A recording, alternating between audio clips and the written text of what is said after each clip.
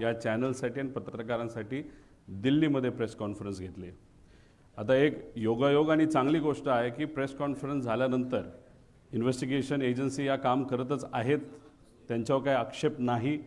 त्यांच्या स्पीडवर ज्या गतीने ते चालले त्याच्यावर मात्र आमचा आक्षेप आहे।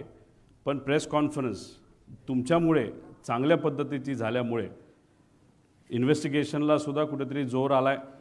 दिल्लीची कॉन्फरन्स झाल्यानंतर दुसऱ्या दिवशी DGCAची माणसं प्रायव्हेट प्लेनली बारामतीला गेले आणि बऱ्याच लोकांनी आता विषय घ्यायला सुरुवात, म्हणजे लोकांनी म्हणजे सामान्य लोकांनी विषय तर घेतलेच होते, पत्रकारांनी घेतलेच होते, पण आता नेतेसुद्धा पत्र द्यायला लागलेत, विषय घ्यायला लागलेत। ही एक चांगली गोष्ट आहे, कारण लोकांच्या मनामध्ये अनेक शंका आहेत, त्याला कुठं ना कुठेतरी उत्तर लवकरात लवकर मिळालं पाहिजे अशी आमची सगळ्यांची अपेक्षा आहे। आता पूर्वी जे काही मी प्रेझेंटेशन केलं होतं त्यात अधिकची काही माहिती माझ्यापर्यंत आलेली आणि ती माहिती आपल्या सर्वांसमोर आम्ही आणणार आहोत। याच्यामध्ये अपघात आहे का घातपात हा प्रश्न अजूनसुद्धा कायम त्याच्यामध्ये राहतो, पण घातपात हा जो मुद्दा आहे त्याच्यावर थोडंसं लोकांचंही आणि सगळ्यांची त्या दिशेने जाण्याला प्रवास सुरू झाला असं आपल्याला म्हणावं लागेल। पुढं याच्यामध्ये ह्या सगळ्या गोष्टी म्हणजे आपण मी काय काय मुद्दे घेतले होते, 27 तारखेला जे जे काय घडलं, कुणीतरी भेटायला आलं होतं, कोणाचा तरी फोन आला होता, फाईलचा मुद्दा होता, फाईलच्या मुद्द्याच्या बाबतीत कुठेतरी टीव्हीवर बोलत असताना वेळ थोडा गल्लत झाली कदाचित पत्रकारांची। संध्याकाळी 6:50 ते 7:05 तो फोन फाईलसाठी त्या ठिकाणी आला होता। एवढंच फक्त अपडेट तुम्हाला सर्वांना या ठिकाणी देतो। त्याच्यानंतर VSR कंपनीच्या बाबतीत अनेक त्याच्यामध्ये काही विमानामध्ये मेंटेनन्सचा विषय असेल नाही तर इतर काही गोष्टी असतील त्याचे दाखले मी दिले होते। आता सुद्धा बरेच काही तज्ज्ञ त्या विषयाकडे बोलताना, त्या विषयाच्या बाबतीत बोलताना आपण बघू शकतो। सगळ्यात महत्त्वाचं विमानाचे फ्यूल टँक मुळे म्हणजे अधिकचे फ्यूल टँक नाहीतर ते आपण कॅन म्हणतो ते कॅन त्या विमानामध्ये होते, ही जी शंका मी व्यक्त केली होती। आजच काल परवाच एक नवीन व्हिडिओ आलेला आपण सर्वांनी बघितला, त्याच्यामध्ये अधिकचे स्फोट झालेले आहेत आणि त्या बाबतीत सुद्धा मी डिटेलमध्ये पुढे जाऊन आपल्या सर्वांना त्या ठिकाणी सांगतो। आणि ब्लॅक बॉक्सच्या संदर्भात मी एक शंका व्यक्त केली होती की उद्या जाऊन कदाचित हे व्हॉइस रेकॉर्डिंग नाही, हे नाही, ते नाही, असं काही कारणं पुढे येऊ शकतील आणि ते आले तर नक्कीच घातपातकडे आपल्याला कुठेतरी बघता येईल असं मी बोललो होतो, नाही त्या दिशेने आपण बोलू शकतो। दुर्दैव असं गेल्या कालच कदाचित आज प्रेस कॉन्फरन्स कालच या बाबतीतलं एक क्लॅरिफिकेशन कुठेतरी केंद्र सरकारची जी एजन्सी त्यांच्याकडनं आलेलं आहे की ब्लॅक बॉक्समध्ये कदाचित अडचण असू शकते, त्याचा काही भाग हा जळला असं ते तिथं म्हणतात। काही एक्सपर्टला आम्ही बोलू का, आम्ही ब्लॅक बॉक्स बाहेर पाठवू, असे विषय त्याच्यामध्ये त्या ठिकाणी घेतात। आता फ्यूल टँक जो आहे म्हणजे आता तुम्ही बघा व्हिडिओ,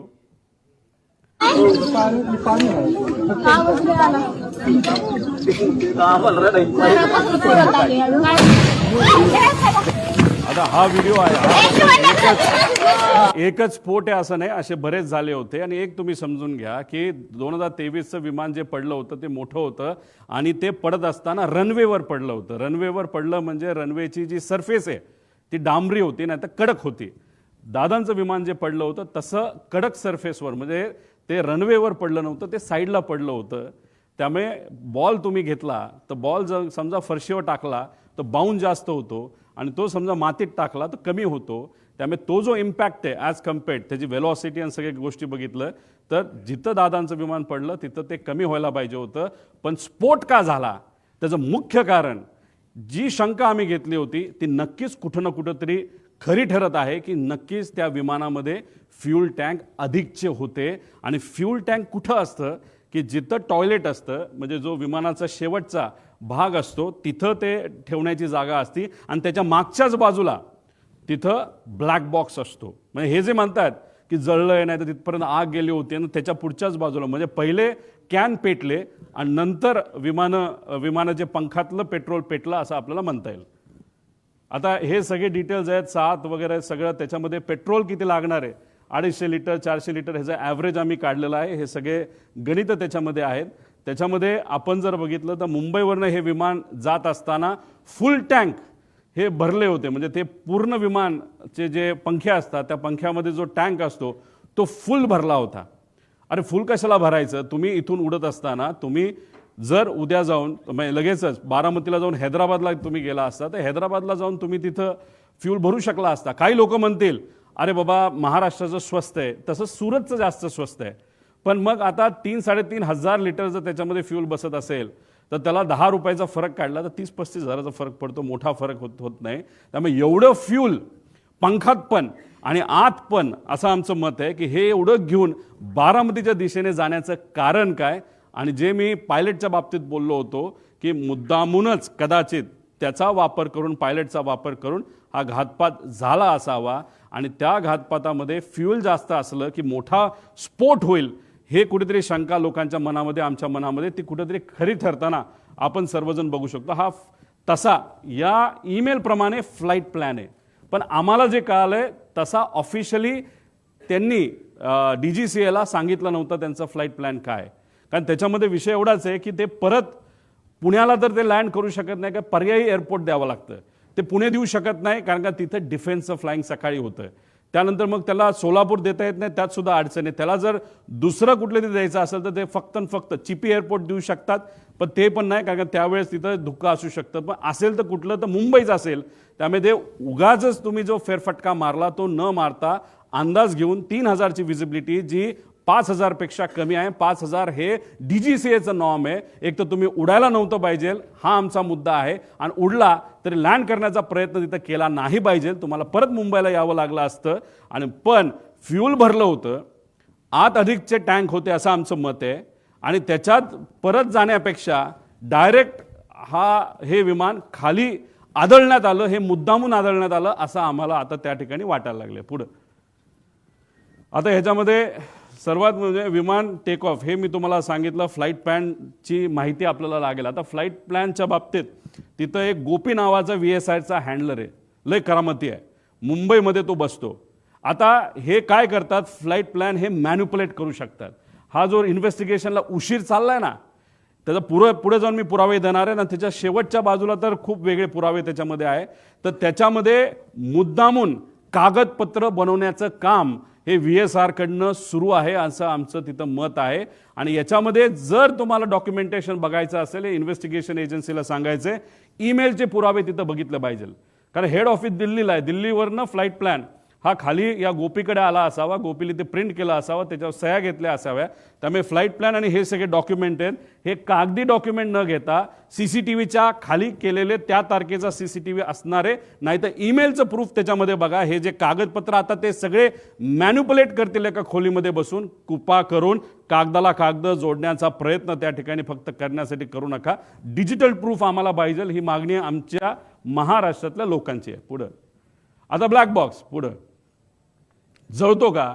आता ह्याच्यामध्ये काय सांगितलंय की ब्लॅक बॉक्स जळला, त्यातली माहिती नाही मिळाली, बरंच काय आहे. आता हे काल परवा तुम्ही बघितलं असेल, सगळ्या तज्ज्ञांनी सांगितलंय की 1100 डिग्री सेल्सिअसला 1 तास जर हा आगीत पडला असेल, ते सुद्धा 1100 डिग्री सेल्सिअसला, तरच कुठं ना कुठं तरी हा ब्लॅक बॉक्सला फटका बसू शकतो. याच्यामध्ये 2 भाग असतात. एक व्हॉइस मागे घ्या, व्हॉइस रेकॉर्डिंग असतं ज्याला CVR म्हणतात, आणि FDR असतं. FDR म्हणजे जे आम्ही म्हणतोय त्याला काही गोष्टी बंद केल्या, मग त्याचं ते हाईट असेल, स्पीड असेल, ह्याचा सगळा डेटा असतो, तो त्याच्यामध्ये FDR मध्ये असतो. आता प्रेशर जर 6000 मीटर खोलीपर्यंत जे प्रेशर असतं पाण्याचं, त्या प्रेशरला हा ब्लॅक बॉक्स टिकू शकतो, 1 महिना टिकू शकतो. हे प्रेशर अतिरिक्त सांगितलंय 6000, म्हणजे समुद्रात वेगळं असतं. मग कितीतरी हजार हत्ती त्याच्यावर उभे केले, एवढं प्रेशर त्याच्यामध्ये असतं. आणि आगीच्या बाबतीत मी सांगितलंय. आता आगीच्या बाबतीत लोक म्हणतील रे असं नाही, तिथं खूप मोठा ब्लास्ट झाला. एक तुम्ही समजून घ्या, तिथं बरेचसे कागद हे न जळलेले तुम्हाला दिसले. त्याचं कारण असं, तो भपका जो स्फोटचा असतो तो काही सेकंदासाठी असतो आणि तो नंतर विझून जातो. त्यामुळे कागद सुद्धा जळलेला नाही. त्याची सेम थिअरी या बाबतीत आहे. तो भपका अंदाजे 1001 डिग्री सेल्सिअसच्या आसपास, नाही तर त्याच्यापेक्षा खाली असू शकतो, असं आमचं त्याच्यामध्ये मत आहे. पुढं आता ह्याच्यामध्ये हा जो भाग आहे, हा विमानाची बॉडी काय असते, ॲल्युमिनियम अलॉय असते. त्याचं मेल्टिंग पॉईंट किती आहे, 635 डिग्री सेल्सिअसचं मेल्टिंग पॉईंट आहे. म्हणजे ॲल्युमिनियम बॉडी, विमानाची जी बॉडी आहे ती 650 डिग्री सेल्सिअसला ती वितळून जाते. हे तुम्ही सगळ्यांनी तिथं नोट केलं पाहिजे. त्याच्यानंतर टायटॅनियम, स्टेनलेस स्टील याचे हे बनलेलं असतं. हा बाहेरचा भाग आहे, हा टायटॅनियम आहे. हा किती डिग्रीला मेल्ट होतो? 1670 डिग्रीला मेल्ट होतो. त्यानंतर हे थर्मल इन्सुलेशन आहे आणि हा जो भाग आहे हा ॲल्युमिनियमचा आहे. म्हणजे विमानाची बॉडी ज्याची बनली आहे तो भाग आत असतो आणि त्याच्या आत हा ब्लॅक बॉक्स असतो. त्यामुळे हे जे काय सांगतात ना की हे घडलं असेल ते घडलं असेल आणि ते जळलं ती माहिती, हे मॅनिप्युलेशन आहे असं आमचं ठाम त्याच्यामध्ये त्या ठिकाणी मत आहे. पुढं आता हे कुठं होता ब्लॅक बॉक्स? हा इथं होता. आता या ब्लॅक बॉक्स म्हणजे विमानाच्या त्या बाजूला हा ब्लॅक बॉक्स जर इथं होता तर अरे बॉडी कुठं जळली आहे?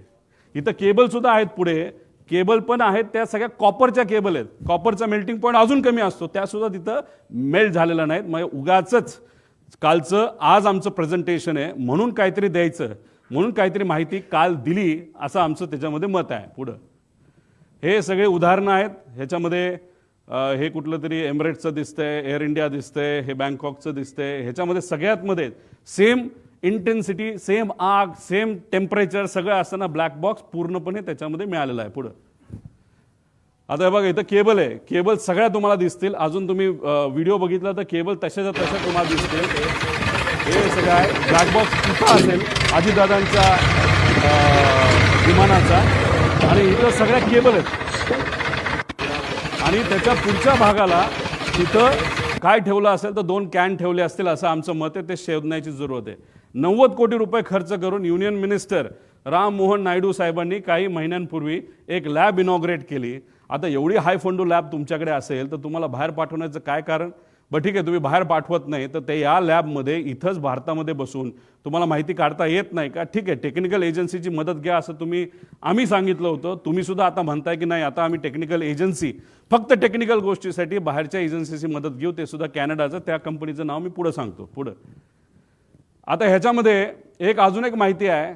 इन्शुरन्स हा विमानाची किंमत किती? आज ते विमान जे होतं, जे आज असतं, तर त्याची ॲक्च्युअल किंमत 35 कोटीला ते घेतलं होतं.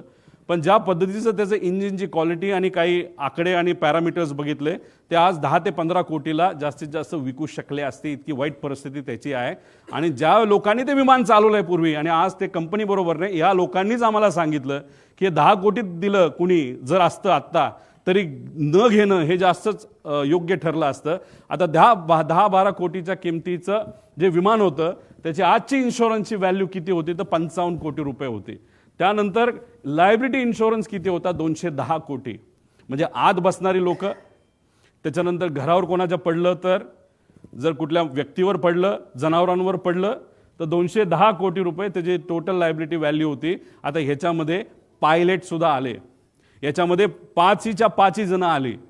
मग तो जो मेन पायलट होता त्याला किती रुपये मिळणार या 210 पैकी? हा सगळ्यात मोठा प्रश्न आहे. आणि ही गोष्ट त्या पायलटला माहीत होती का? खरंच इन्शुरन्स मिळणार होता का? या बाबतीत स्पष्टीकरण होणं महत्त्वाचं आहे. पुढे आता ह्याच्यामध्ये अकाउंटेबल मॅनेजर कोण आहे कोणाच माहीत नाही. DGCAला सुद्धा माहीत नाही. त्यांच्या वेबसाईटवर सुद्धा यांचं नाव काढून टाकलंय.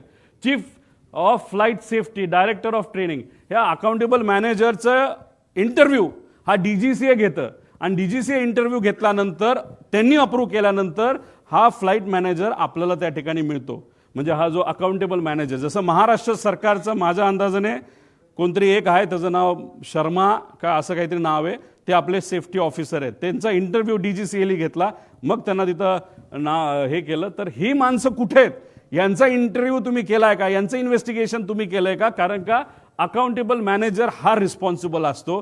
त्यांनी तिथे ईमेल केले पाहिजे. त्यामुळे जी कालची नोटीस जी आलेली आहे, नाहीतर एक्सप्लेनेशन जे DGCAने दिलेलं त्याच्या खालच्या बाजूला 2 नाहीतर CC अकाउंटेबल मॅनेजर केलेलं आहे. त्यामुळे अकाउंटेबल मॅनेजर कोण आणि ही लोक कोण हे माहिती घेणं महत्त्वाचं आहे. पुढं आता हे महाशय, म्हणजे हे जे तुम्ही जर ट्रक चालवत असाल, तुम्ही ट्रकच चालवला पाहिजे, तुम्ही गाडी चालवायची नाही. तुम्ही जर गाडी चालवत असाल तर ट्रकचं लायसन्स तुम्हाला मिळत नाही, त्याला वेगळं घ्यावं लागतं. तुम्ही ट्रक चालवत असताल आणि JCB चालवायला गेला, नाही तर पोकलान चालवायला गेला, जी मोठी मशीन, तुम्हाला अलाउड नाही. तसंच लेअर जेटचं तुम्ही विमान चालवत असाल तर तुम्हाला दुसरं विमान लेगेसी सारखं वापरता येत नाही. आता इथं जर फोटो बघितले, हे आहेत मिस्टर कपूर. हे मागे जे आहे ते लेगेसीचं विमान आहे. आपले मुख्यमंत्री साहेब आणि उपमुख्यमंत्री दुसरे हे लेगेसीली जास्त ट्रॅव्हल करतात. ही आहे लेगेसी, हे आहे लेगेसी आणि हे आहे लेअर जेट. म्हणजे हे महाशय लेगेसी सुद्धा चालवत होते आणि हे महाशय लेहरजेट सुद्धा चालवत होते आणि फक्त हाच व्यक्ती चालवत होता असं नाही, रोहित सिंग सुद्धा इलिगली हे दोन्ही विमानं तिथं चालवत होतं. याचे सीसीटीव्ही कॅमेरा, याचे डॉक्युमेंटेशन हे करा. आमच्याकडे डॉक्युमेंटेशन आहे, आम्ही कसं काढलं हे आम्हाला माहिती. पण या DGCA ला आम्हाला सांगायचं, इन्व्हेस्टिगेशन अधिकाऱ्यांना आणि ऑफिसरला सांगायचं, कृपा करून कागद रंगवारंगवी करणं हे तुम्ही सोडून द्या. आणि जर करत असाल तर ते चुकीचं आहे. जर उद्या जाऊन त्या कागदात जर फरक दिसला, व्हिडिओ आमच्याकडे कुठला असेल आणि तो जर आम्ही दाखवला आणि त्याच्यामध्ये जर डिस्क्रिपन्सी आली तर हे योग्य ठरणार नाही. त्यामुळे इथं एक खूप मोठी इलिगॅलिटी आहे. त्यानंतर तुम्ही दारू पिलाय का नाही तर हे BA करावं लागतं. हे अशा पद्धतीचं मशीन असतं. पण अनफॉर्च्युनेट हे जे मशीन आहे हे आहेत एक यंग पायलट आहे, यांचा व्हिडिओ आम्ही आमच्या लेवलनी त्या ठिकाणी काढला. हे असं फुंकावं लागतं, असा व्हिडिओ काढावा लागतो हे बाबा फुंकतोय आणि दाखवावं लागतं 0% दारू आहे. तसंच हे राईटचे महाशय आहेत, हे वेगळेच आहेत. ह्याचं नाव काय, ह्याचं नाव कोणतरी फॉरेनर आहे, तो पुढं असेल कदाचित. तर हे असा व्हिडिओ काढावा लागतो. आता रोहित सिंग जो मालक होता VSRचा आणि आपला हा जो कपूर आहे, याचे असे व्हिडिओ आम्हाला आजच्याच त्या ठिकाणी लागणार नाही. तर तुम्ही इन्व्हेस्टिगेशनमध्ये आम्हाला तिथं दाखवा. पण हे जे मशीन आहे, या मशीनचा एक खूप मोठा फ्लॉ आहे आणि हे फक्त VSR कडे, हे एअरपोर्ट अथॉरिटीकडे नाही आहे. VSR कडे असणारे हे जे मशीन आहे याच्यामध्ये तारखा या बदलल्या जाऊ शकतात. हा फ्लॉ या मशीनचा. म्हणून म्हणतो इन्व्हेस्टिगेशन जेवढं पुढे जाईल तेवढं मॅन्युप्युलेशन हे मोठ्या प्रमाणात त्या ठिकाणी होणार आहे. आता याच्यामध्ये 2023 मधील अपघात प्रकरण आम्हाला जे कळलंय, त्याचा जो कॅप्टन होता ना, चालवणारा सुनील कंजर जो आहे, त्याचं नाव कदाचित प्लस मायनस असेल.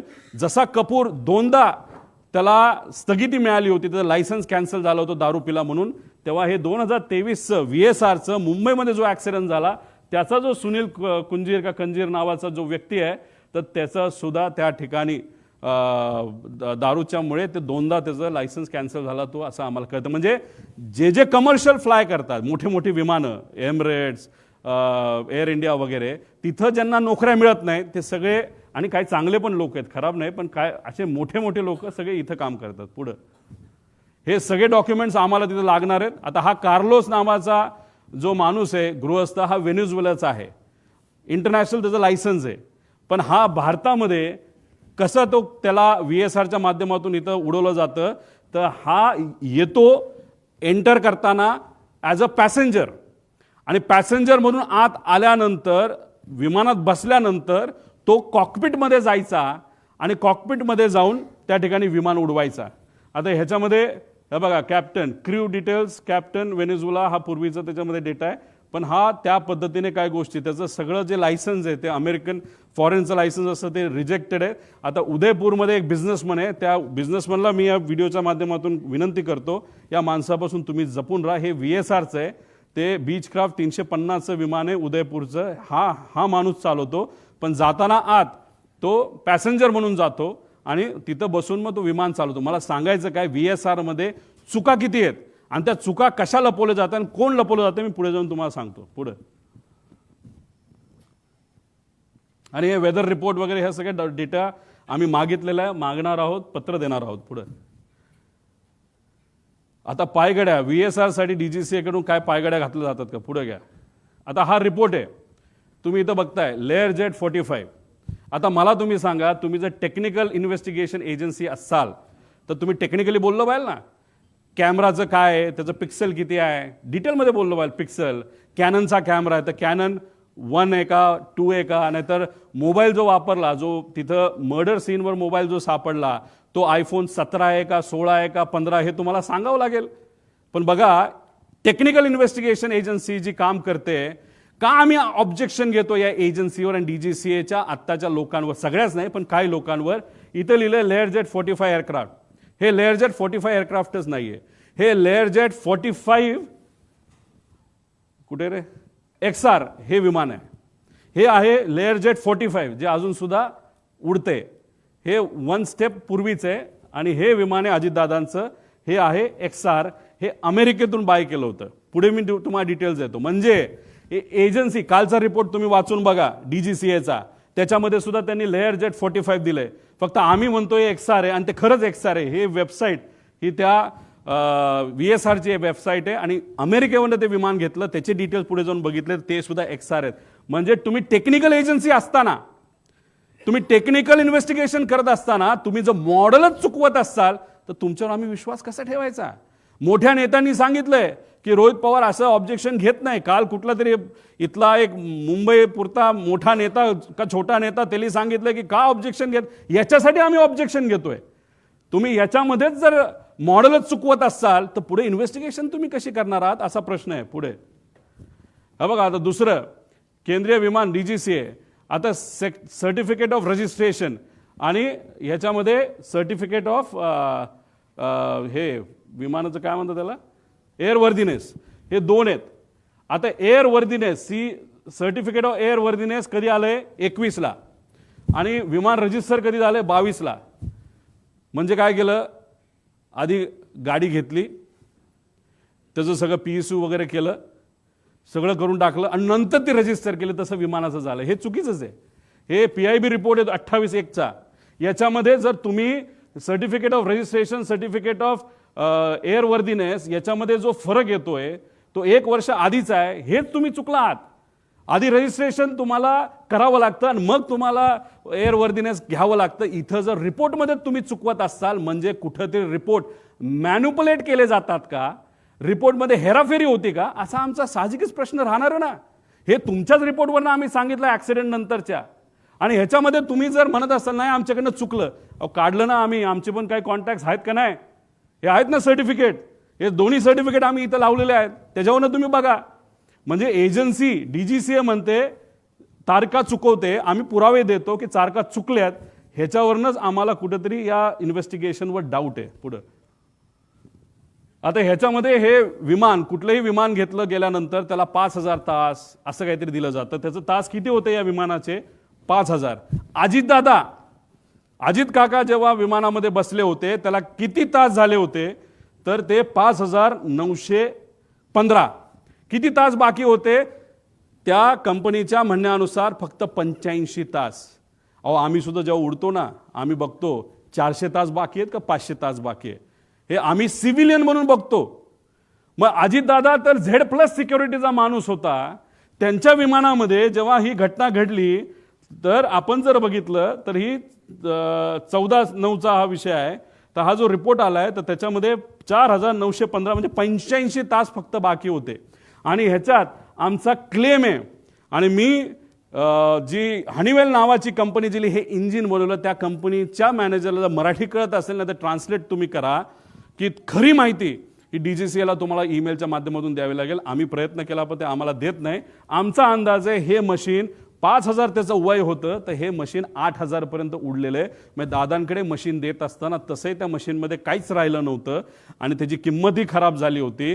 आणि मग मुद्दामूनच ह्याच्यामध्ये मशीनसुद्धा देताना खराब क्वालिटीचंच दिलं, नुकसान होताना कमी व्हावं. आणि हा अपघात का घात हा प्रश्न तर त्याच्यामध्ये राहतो. पण हे मेंटेनन्स सगळे बघितल्यानंतर दादांना जे मशीन दिलं Z सिक्युरिटीने असताना सुद्धा, VIP ट्रॅव्हल होतोय ह्या VSR कंपनीला माहिती असताना, ॲरो या कंपनीला माहीत असताना सुद्धा मशीन हे संपलेलं होतं. आणि तेच मशीन म्हणजे इंजिन त्या विमानाला होतं आणि तेच विमान हे अजितदादांसाठी त्या ठिकाणी सेवेसाठी दिलं. म्हणजे हे आश्चर्याची गोष्ट आहे. इतकं जर कुणी दुर्लक्ष करत असेल एवढ्या मोठ्या VIPला तर कदाचित हा VIP फक्त लोकांसाठीच VIP मोठा नेता होता, बाकीच्यांना या नेत्याची काहीच किंमत नाही असं आपण म्हणायचं का, असा प्रश्न आम्हा सगळ्यांना निर्माण होतो. पुढं आता बघा, विमानाला कलर करायचा असेल तर तो घरी करता येत नाही, तुमच्या गॅरेजमध्ये करता येत नाही, त्याला त्याच कंपनीकडे पाठवावं लागतं. त्याला 3-4 कोटीचा खर्च आहे.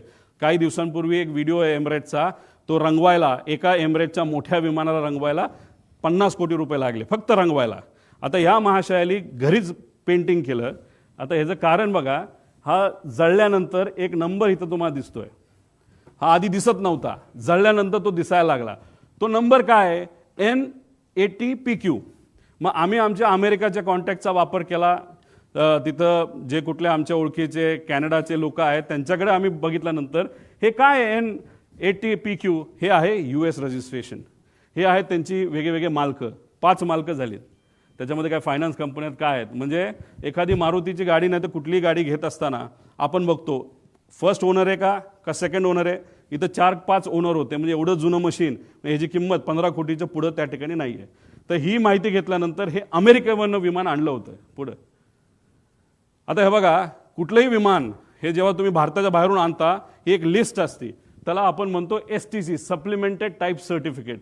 याच्यामध्ये मी मार्क केलेत, हे लेअर जेटचे आहेत.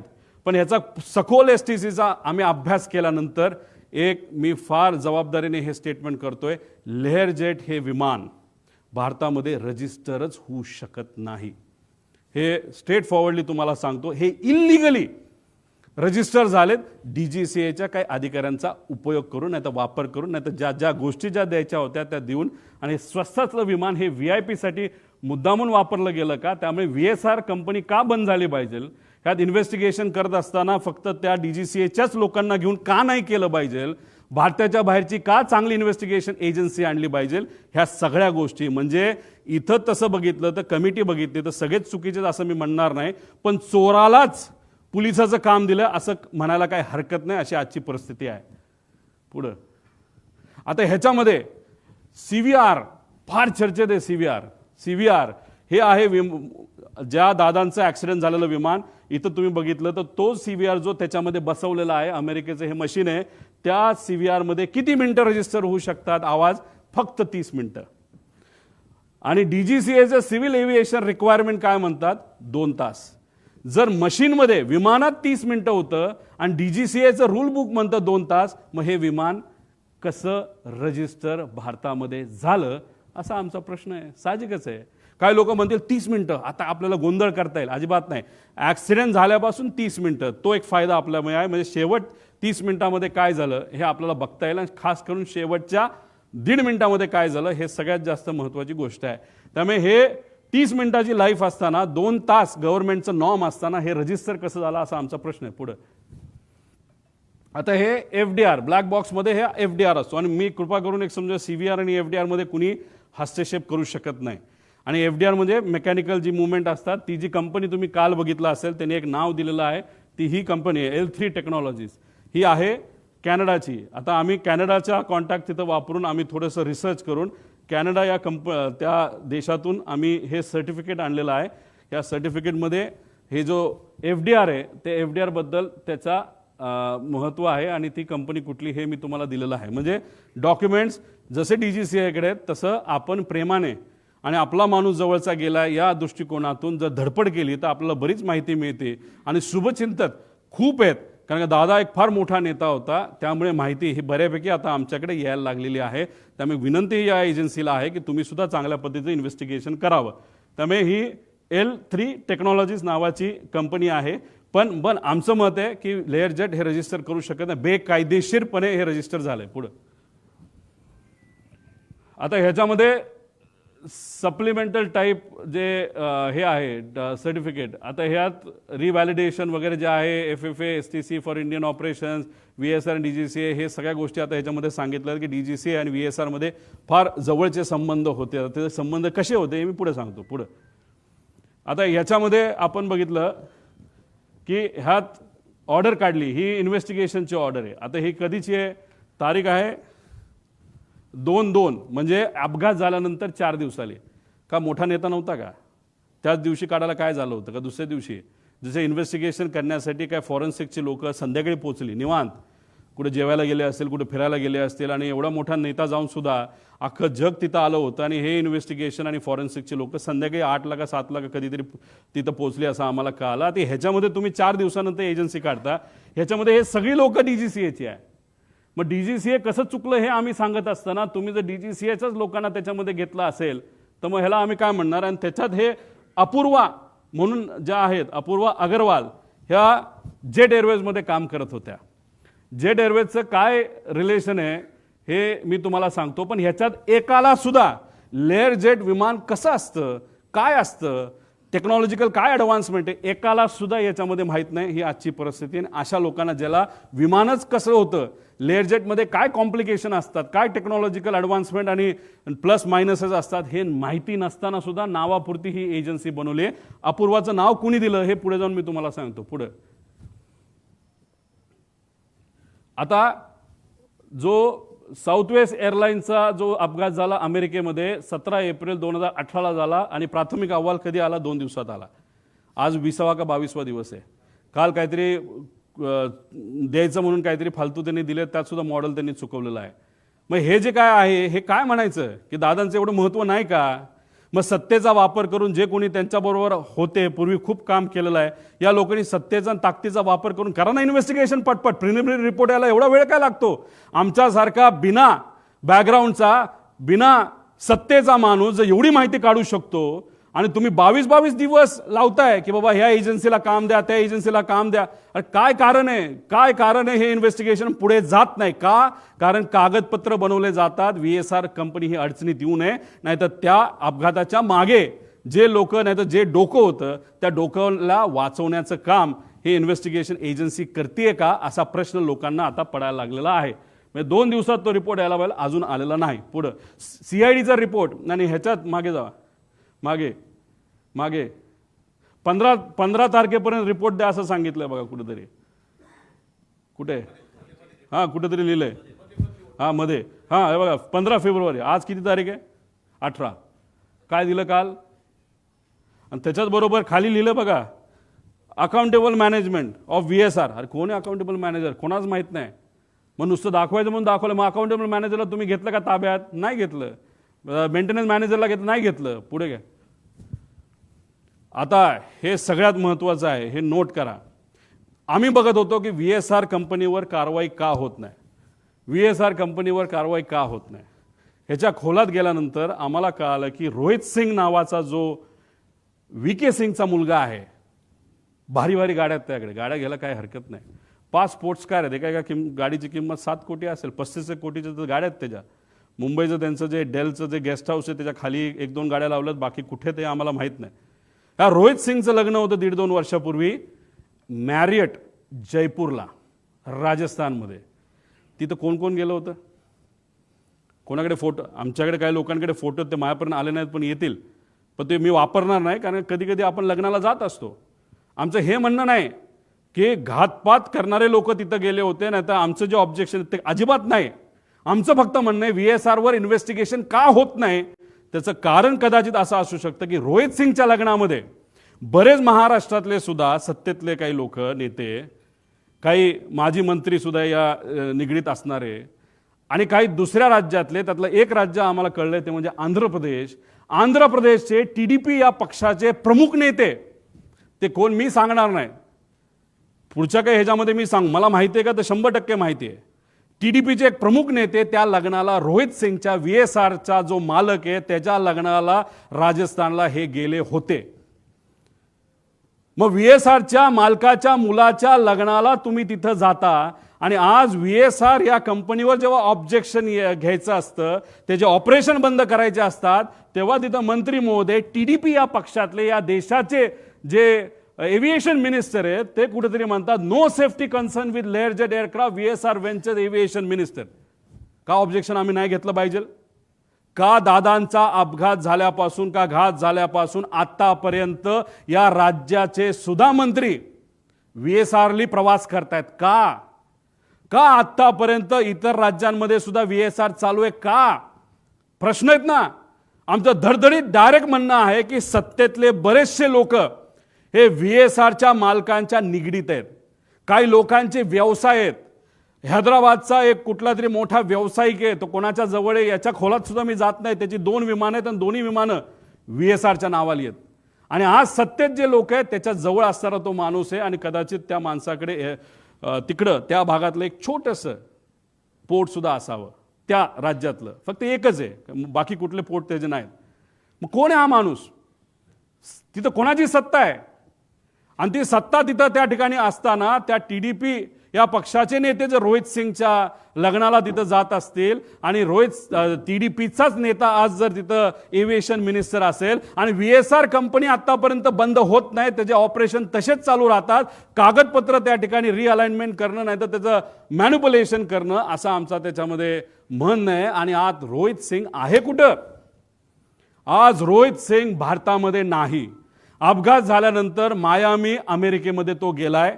त्यांची दुबईमध्ये सुद्धा कंपनी आहे, अमेरिकेमध्ये सुद्धा कंपनी आहे. ही सगळी विमानं टप्प्याटप्प्याने हे दुबईच्या आणि अमेरिकेच्या कंपनीमध्ये ट्रान्सफर केली जातील. आज आम्ही सगळे दुःखात आहोत, आज आम्ही तिथं लढत आहोत. पण ज्या कंपनीच्या माध्यमातून हा घात झाला, नाहीतर हा अपघात झाला, त्याचा मालक मात्र आज भारतात नाही. त्याला कुणी मदत केली बाहेर जाण्यासाठी? कुणी त्याचा तिथं इन्व्हेस्टिगेशन लगेच करून त्याला लगेच ताब्यात घेऊन लगेच तुम्ही इन्व्हेस्टिगेशन नाही तर त्याचं तिथं चर्चा करून आणायला पाहिजे होती. पण हे महाशय गेले कुठं? तर मायामी, अमेरिकेमध्ये त्या ठिकाणी गेलेले आहेत. आता ही बातमी एक ग्रेट आंध्रा नावाचा पेपर आहे, AP minister bought private jet. त्या जेटचं मला पॅटर्न सुद्धा माहिती आहे, त्याचं मॉडेल सुद्धा मला माहिती आहे, ते कोणाचं आहे हे तिथले लोक आपल्या सर्वांना त्या ठिकाणी त्या राज्यात सांगतील. माझं मत आहे की या VSR कंपनीला मुद्दामून वाचवण्याचा प्रयत्न केला जातोय. एवढा मोठा माणूस, महाराष्ट्राचा नेता गेल्यानंतर सुद्धा या सत्तेत असणारे काही लोक मुद्दामून या मालकांना वाचवत आहेत. म्हणजे दादा गेले याचं दुःख यांना नाही, पण पैसा आपला वाचला पाहिजे, मैत्री आपली टिकली पाहिजे, या अनुषंगाने VSRला मदत करतात. म्हणून आमचं मत आहे की आज नाही तर उद्या VSR कंपनीला बंदी घातली पाहिजे आणि इन्व्हेस्टिगेशन करत असताना त्याच्यामध्ये सुद्धा काही चेंजेस केले गेले पाहिजे. त्याच्यामध्ये तुम्ही 5 कुठले तरी घेतले, CBIला देताय, चांगली गोष्ट आहे, CID तर आहेच, पण याच्याच बरोबर एक वर मॉनिटरिंग एजन्सी आम्हाला असावी. राज्यात विरोधी पक्ष नेत्यांना त्याच्यात घ्यावं. दुर्दैवाने महाराष्ट्रात कुणी विरोधी पक्ष नेता नाही, पण हा विषय फार मोठा आहे. प्रायव्हेटली फार मोठे सेलिब्रिटी ट्रॅव्हल करतात. त्यामुळे आमचं मत आहे की देशातले जे विरोधी पक्ष नेता वरचा आणि खालचा जो आहे, राहुल गांधीजी आणि वर जे असतील त्यांना याच्यामध्ये त्या ठिकाणी घ्यावं, काही खासदारांना घ्यावं, खाली काही फॅमिली मेंबरला घ्यावं. तो जो पक्ष आहे जो बाधित आहे, नाही तर अजितदादा ज्या पक्षाचं प्रतिनिधित्व करत होते त्यातल्या काही लोकांना घ्यावं, पण त्यातले काही खूपच एव्हिएशनच्या अनुभवी लोक आहेत, त्यांचं काय करायचं हा निर्णय त्यांनी त्या ठिकाणी घ्यावा. मग अशा पद्धतीने आणि एक्स जज याच्यामध्ये घ्यावा आणि ही मॉनिटरिंग एजन्सी तुम्ही तिथं घ्यावी. आणि ह्याच्या अंडर CBI अंडर मतलब CBI जो काम करेल तो रिपोर्ट बघेल, CIDचा रिपोर्ट बघेल, एक एक्सटर्नल एजन्सीचा रिपोर्ट बघेल, पण हे केल्याशिवाय याच्यामध्ये पारदर्शकता येणार नाही असं आमचं ठाम मत आहे. मॅरिटचं तुम्हाला सांगितलं ते आम्ही तारखा पण काढू, काही फोटो आमच्यापर्यंत आलेत, काही डॉक्युमेंट्स आमच्याकडे आलेत, कोण कसं काय, फक्त ते आत्ता वापरलेलं नाही कारण का मला ह्याच्यात राजकारण आणायचं नाही. पण एक गोष्ट आहे की काही लोक मुद्दामून याच्यात राजकारण आणि मैत्री आणतायत आणि पैसा आणि इन्व्हेस्टर पण मी देऊ शकतो, पण इन्व्हेस्टरच्या खोलामध्ये मी जाणार नाही. इन्व्हेस्टरचं काही डायरेक्ट रिलेशन असेल असं नाही, पण इन्व्हेस्टर मोठे मोठे असल्यामुळे, शेकडो कोटीचा विषय असल्यामुळेच कदाचित या कंपनीला वाचवलं जातंय. त्यामुळे त्या इन्व्हेस्टरला मला म्हणायचं तुम्ही खूप मोठे आहात, हजारो कोटी तुमच्याकडे आहेत. आमचा काका, आमचे दादा त्याच्यामध्ये गेलेले आहेत. 100-200 कोटीसाठी हे इन्व्हेस्टिगेशनला कृपा करून कुठल्या नेत्याचं नाही तर कोणाचं वजन टाकून तुम्ही हे मॅन्युप्युलेट करण्याचा प्रयत्न त्या ठिकाणी करू नका. कारण की इन्व्हेस्टिगेशन एजन्सी काम करेलच, पण आम्ही काय शांत बसू असं जर तुम्हाला वाटत असेल तर आम्ही शांत बसणार नाही, कारण आमचा काका, आमचा नेता याच्यामध्ये गेलेला आहे. पुढं आता मुख्य पायलट सुमित कपूर याच्यामध्ये हे सगळे आम्ही विषय त्याच्यामध्ये मागितलेले आहेत. त्यांना कौटुंबिक अडचण होती. आता ती कौटुंबिक अडचण खूप खोलात जाऊन मी म्हणणार नाही, आणि त्या विषयाला धरून त्याचं ब्लॅकमेल तिथं झालं असावं, आणि मग ते ब्लॅकमेल त्या ठिकाणी झालं असल्यामुळेच ते जे काही घटना घडल्या अशी शंका आहे की त्यांनी मुद्दामूनच त्या घटना त्या ठिकाणी घडून आणल्या. कारण बऱ्याच एक्सपर्टशी बोलल्यानंतर विमान ज्या पद्धतीने कळलं ते मुद्दामून मॅन्युअली, आणि ट्रान्सपॉन्डर हे विषय तुम्हाला त्या आधीच्या ह्याच्यामध्ये सांगितलेलं आहे. याच्यात खोलात जाऊन चर्चा करायची जरूरत आहे. पण त्यांना दारू प्यायची खूप सवय होती. जेटमध्ये असताना त्यांचा पगार 10 ते 12 लाख होता, पण आत्ता या कंपनीमध्ये आल्यानंतर कारण त्यांचं लायसन्स बंद झालं होतं, ते 3 वर्ष बंद होतं. कोविडच्या काळामध्ये त्यांना काम मिळालं नाही. 5 वर्ष ते बिना पैशाचे होते, नाही पगाराचे होते. आणि त्यानंतर लेअर जेटमध्येच त्यांना संधी का दिली? कारण लेअर जेट बघतच नाही काय की कोण कसला आहे, काय कोणाला काय अनुभव आहे, कोण कुठं दारू पिला होता का काय वेगळं केलं होतं. आणि लेअर जेटमध्ये आल्यानंतर त्यांचा पगार 12 लाखावरनं 3.5 लाखावर आला, आणि त्यात 25,000 रुपये का 20,000 रुपये प्रत्येक एका विमानाच्या फेरीला त्या ठिकाणी ते वापरायचे. असे जर 10 फेऱ्या केल्या तर 2.5 लाख आणि 3-3.5 म्हणजे 6 लाखाचा पगार त्याच्यामध्ये होता. 5 वर्ष पगार नसल्यामुळे आणि हा पगार मोठ्या प्रमाणात कमी झाल्यामुळे आणि मोठे मोठे विस्कीचे ब्रँड त्यांना प्यायला त्या ठिकाणी लागायचा, त्याचा खर्च जास्त असल्यामुळे आणि व्यक्तिगत एक कुठला तरी विषय ज्यामुळे ते डिप्रेशनमध्ये होते, आणि ह्या सगळ्या गोष्टीचा उपयोग घेऊन त्यांच्यावर प्रेशर टाकून कुणी ब्लॅकमेल करून काय घटना घडली का असं आमचं डाऊट आहे. हे क्लिअर करणं महत्त्वाचं आहे. पुढं रोहित सिंग शोधा आता ह्या माणसाला, कुठे आहे तो, कुठे आहे, कोणाचा मुलगा आहे, मुलगा तर VK सिंगचाच आहे. त्याच्यामध्ये DGCAचे काय रिलेशन आहे, DGCAच्या बद्दल तो काय म्हणायचा, कुछ भी हो मॅनेज होता है, कर सकते, कुछ प्रॉब्लेम नाही, कसं कसं मॅनेज केलं याचे पूर्ण डॉक्युमेंट आहे, पण हे प्रेझेंटेशन मग 2 तास जाईल, या खोलात जाल नाही. माझ्या अंदाजाने हा कुठेतरी मायामी, फ्लोरिडा, युनायटेड स्टेट, म्हणजे आपण, तुम्ही पत्रकार, आम्ही सर्वजण जमिनीवर आहोत. दादांना काय झालं हे शोधतोय, लोक शोकांतिक आहेत, काय झालं दादांचं हे ते विचार करतात. हे महाशय मायामीला बीच साईडला बसून काय तिथं करतात देवाला डोळे. मग कसं जाऊन दिलं ह्याला तिकडं, का जाऊ शकला, का ह्याची एन्क्वायरी नाही झाली, असे डाऊट येतात ना. म्हणजे डाऊट क्लिअर करणं महत्त्वाचं आहे. पुढं आता मला हा प्रश्न पडलेला आहे, हे महाशय आहे समित ठक्कर, खूप खोलात नाही. त्यांनी काय टाकलंय, मी एकदा ट्रॅव्हल केलं होतं, मी मुंबईमध्ये दिल्लीला बोलत असताना तुम्ही बघितलं असेल, मी बोललो की मी आणि माझ्याबरोबर एक सेलिब्रिटी खेळाडू बारामतीला लँड होऊन तिथून मी माझ्या मतदारसंघात गेलो होतो. मी धडधडीत बोललो होतो, पण या महाशयाली मला ट्रोल करण्यासाठी, मला ट्रोल करण्यासाठी दुसरं काहीच नाही ना. मग हे तू स्वतः ट्रॅव्हल करत असताना तुला काय कळलं नाही का? मला थोडी कळणार होतं का? तुझी अपेक्षा होती का, त्या ट्रोलरची अपेक्षा होती की त्यावेळेसच माझा ॲक्सिडेंट त्या ठिकाणी व्हायला पाहिजे होता, मी संपायला पाहिजे होतं, तर क्रिकेटरही संपायला पाहिजे होतं, अशी तुझी अपेक्षा होती का? हे असले थर्ड क्लास पैसे घेऊन काम करणारे ट्रोल हे कोणाचे आहेत याचा मी अभ्यास करायला लागलो. हे आहेत एका फार मोठ्या BJP पक्षातले सगळे प्रमुख नेत्यांचे. ह्याच्यामध्ये देवेंद्र फडणवीस साहेबांना या बाबतीतली माहिती नसावी असं मला तरी त्या ठिकाणी वाटतं. पण देवेंद्र फडणवीस साहेबांना मला सांगायचं आहे, लोकांना प्रश्न पडायला लागलेला आहे. मी अजितदादांच्या घातपातचा मुद्दा तिथं मांडतोय, पण मला ट्रोल हे BJPचे ट्रोलर का करायला लागलेत? आणि तो सुद्धा हा काही छोटा ट्रोलर नाही आहे, हा फार मोठा ट्रोलर आहे. आणि हा एकदा एखादी ट्विट टाकली नाही तर मेसेज टाकला की हे जे बगल बच्चे जे आहेत पैसे घेऊन काम करणारे, हे सुद्धा त्या ठिकाणी रिट्वीट करतात आणि रिट्वीट माहिती करतात. आणि अजून एक मी आत्मविश्वासाने सांगतो, आणि काही लोकांकडे ते पुरावे आहेत, ह्याच माणसाली 2 दिवस आधी 28 तारखेच्या 2 दिवस म्हणजे ॲक्सिडेंटच्या 2 का 3 दिवस आधी एक अशी ट्विट केली होती आणि ती 7.5 मिनिटांनंतर त्यांनी डिलीट केली. आणि त्या ट्विटमध्ये दिलं होतं पुढच्या 2 दिवसामध्ये एक अशी घटना घडणार आहे, त्याच्यामध्ये महाराष्ट्राच्या राजकारणामध्ये खूप मोठा भूकंप येऊ शकतो, असं काहीतरी त्या महाशयाला लिहिलं होतं. ह्याच्याबद्दलचे पुरावे आमच्याकडे आहेत, आम्ही ते घेतोय. पण हा कोण आहे हा? आणि हे जे आहेत ना सगळे हे ट्रोल करणारे, हे सगळे कोण आहे? कुठला आहे? अहिल्यानगर, हे सगळे BJPचे ट्रोलर्स आहेत सगळे. त्यांचे ते पेजेस काढतात, पैसे देऊन काम करणारे लोक आहेत सगळे. आता इथं तर मी काय बोललो आणि देवेंद्र फडणवीस साहेब काय बोलले? साहेब, देवेंद्र फडणवीस साहेब, याच्यामुळे आता लोकांना वेगळी शंका त्याच्यामध्ये यायला लागली. रोहित पवार भावनेच्या भरामध्ये मुद्दे मांडतोय, टेक्निकल मुद्दे, अराजकीय बोलतोय, पण भाजप मला ट्रोल करते. मग ट्रोल करायचं कारण काय, असा प्रश्न आता लोकांना त्याच्यामध्ये पडायला लागलेला आहे. त्यामुळे तुम्ही तुमच्या होम मिनिस्ट्रीचा वापर करून, आता या ठक्करला तर आम्ही काय सोडणार नाही, समित का कोण आहे त्याची माहिती आम्ही काढल्याशिवाय राहणार नाही. पण असे जे ट्रोल आहेत हे आज मला ट्रोल का करतायत, एक परसेप्शन करण्याचा प्रयत्न करतायत की मला वेळ लागलाय.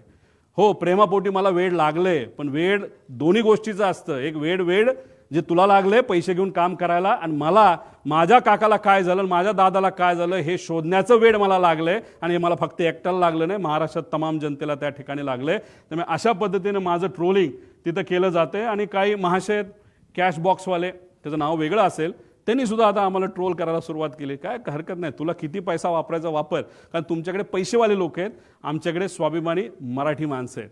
आणि त्या लोकांना आम्हाला सांगायचं आहे की ठीक आहे, तुम्ही मला पाण्यात बघता का काय, पण एक समजून घ्या, माझे आजोबा फार मोठे आहेत, माझे काका मोठे होते, आणि मी रोहित पवार आहे, आणि मी या महाराष्ट्राचा स्वाभिमानी नागरिक आहे.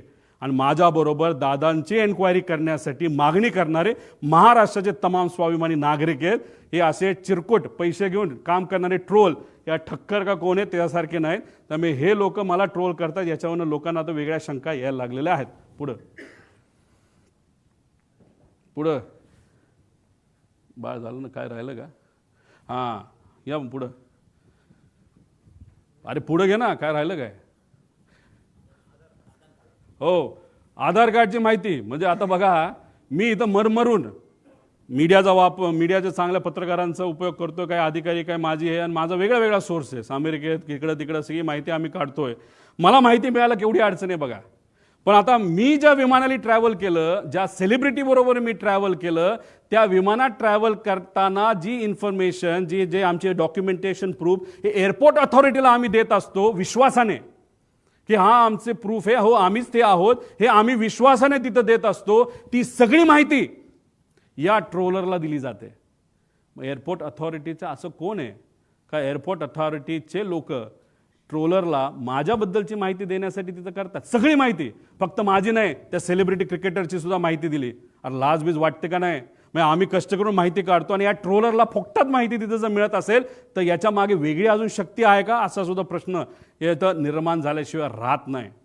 आणि मग हे एअरपोर्ट अथॉरिटी असू शकतं, VSR असू शकतं, काय म्हणजे आम्ही इथं वेगळी इन्फॉर्मेशन मागतोय आणि आमच्या ट्रोलरला कुणीतरी ऑथेंटिक आणि सिक्रेट इन्फॉर्मेशन हे ट्रोलरला, ते सुद्धा भाजपच्या ट्रोलरला दिली जाते. याच्यावरनं शंका 100% आता आमच्या मनामध्ये त्या ठिकाणी निर्माण व्हायला लागली. पुढे आता हु इज श्वेता सिंग याचा थोडासा अभ्यास करावा.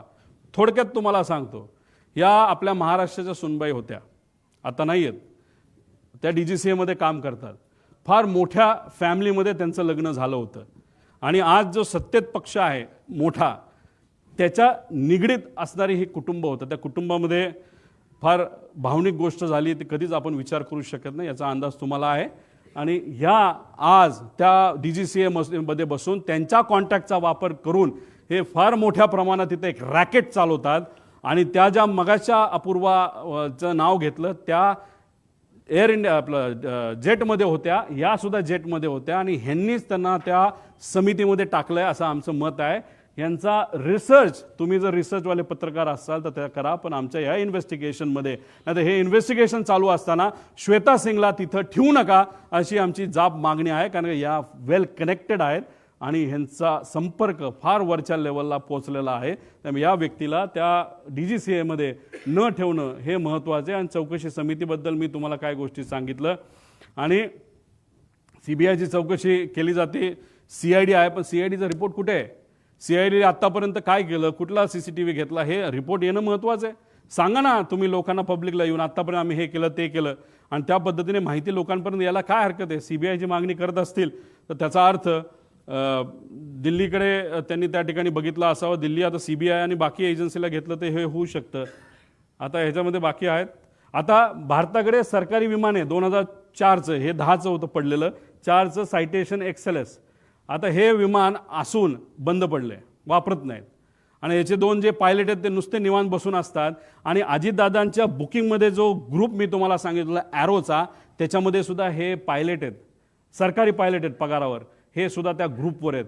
पूर्वी एक पायलट होते, ते रिटायर झालेत, त्यांचं नाव मला आठवत नाही, काय रे नाव काय असेल, ते स्वतः कर्वे म्हणून होते, स्वतः तिथं जायचे.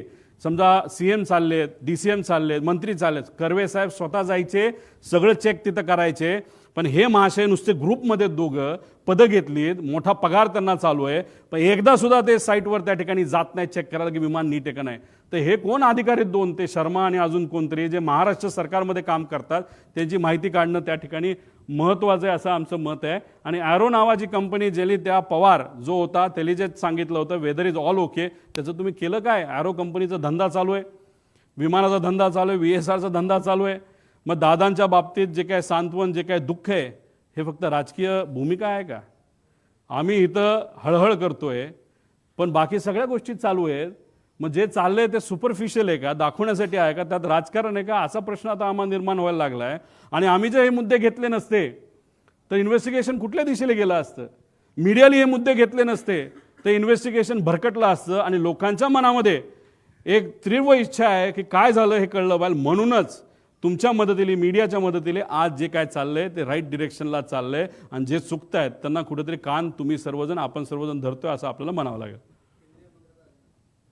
हां, आणि हे जे मी बोललो लग्न हे ते जे काय आहे, तर ते जे केंद्रीय मंत्री आहेत जे एव्हिएशनचे, आत्तापर्यंत तुमच्याकडनं प्रायमरी रिपोर्ट तिथं आला नाही. आणि रोहित सिंगच्या लग्नामध्ये तुमचेच जर प्रमुख नेते रोहित सिंग जो VSRचा मालक आहे त्याच्या लग्नाला 1.5-2 वर्षापूर्वी जात असतील तर मग आम्ही कशी अपेक्षा करू की तुम्ही ट्रान्सपरंटली ह्याच्यामध्ये इन्व्हेस्टिगेशन कराल. आणि असं जर तुम्ही सरळ सरळ स्टेटमेंट देत असाल की VSR कंपनीची काय चूक नाही, तर मग आमची पहिली मागणी असेल की हे इन्व्हेस्टिगेशन होऊस तर हे जे मंत्री आहेत TDPचे त्यांना वेगळी जबाबदारी द्यावी. पण या जबाबदारीवरनं म्हणजे या पदावरनं त्यांना त्या ठिकाणी लगेचच्या लगेच काढण्यात यावं अशी आमची त्याच्यामध्ये मागणी आहे. कारण का ह्याच्यामध्ये बरेच काही गोष्टी लिंकिंग त्यांचा असल्यामुळे इन्व्हेस्टिगेशन हे नीट होऊ शकत नाही अशी आमची भूमिका आहे. या मंत्र्यांची ह्याच्यामध्ये चूक आहे, नाही तर कुठे इन्व्हॉल्ड असेल असं आम्ही म्हणत नाही या घातपातात, पण VSRला तुम्ही वाचवत आहात असं कुठंतरी एक चित्र आता या ठिकाणी निर्माण झालेलं आहे. पुढे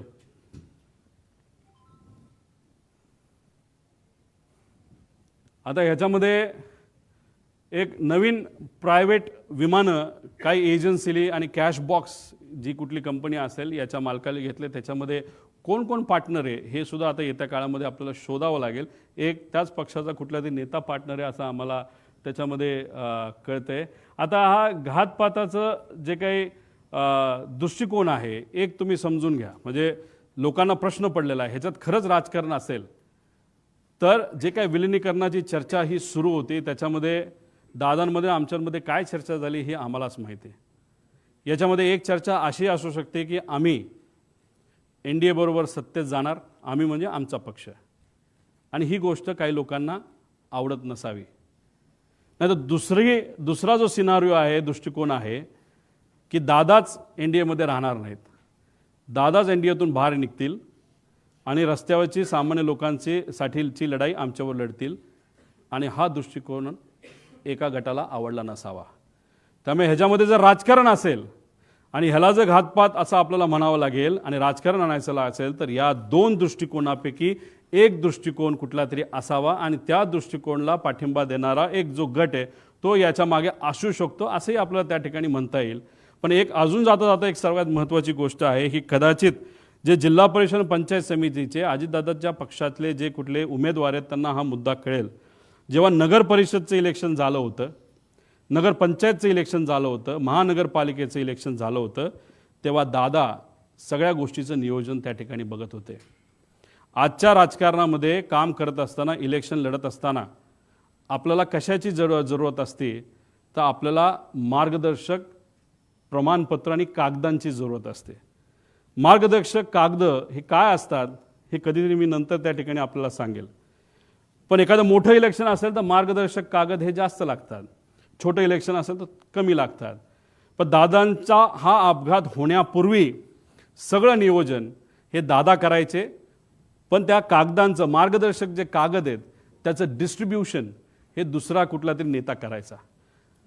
28 तारखेला असंही आम्हाला कळतंय, आता कळतंय म्हणून आम्ही सांगतोय की या जिल्हा परिषद पंचायत समितीच्या इलेक्शनचं या मार्गदर्शक कागदांचं योग्य असं नियोजन त्या ठिकाणी झालं होतं, आणि निर्णय असा झाला होता 200 पट ताकद या मार्गदर्शक कागदांच्या माध्यमातून इथं लावली जाणार. सगळं ठरलं, सगळं झालं. दुर्दैवाने 28ची घटना त्या ठिकाणी घडली, आणि आम्हाला असं कळतंय की दादा नसताना या 200 पट ताकद जी लावली जाणार होती मार्गदर्शक कागदाच्या माध्यमातून, फक्त 50 पटच ताकद त्याच्यामध्ये लावली. 150 पट ताकद कमी लावल्यामुळे सुद्धा ते जे उमेदवार आहेत ते कुठंतरी काही गोष्टींच्या बाबतीत कमकुवत पडले आणि एकटे पडले दादा नसताना, अशी ती चर्चा आहे.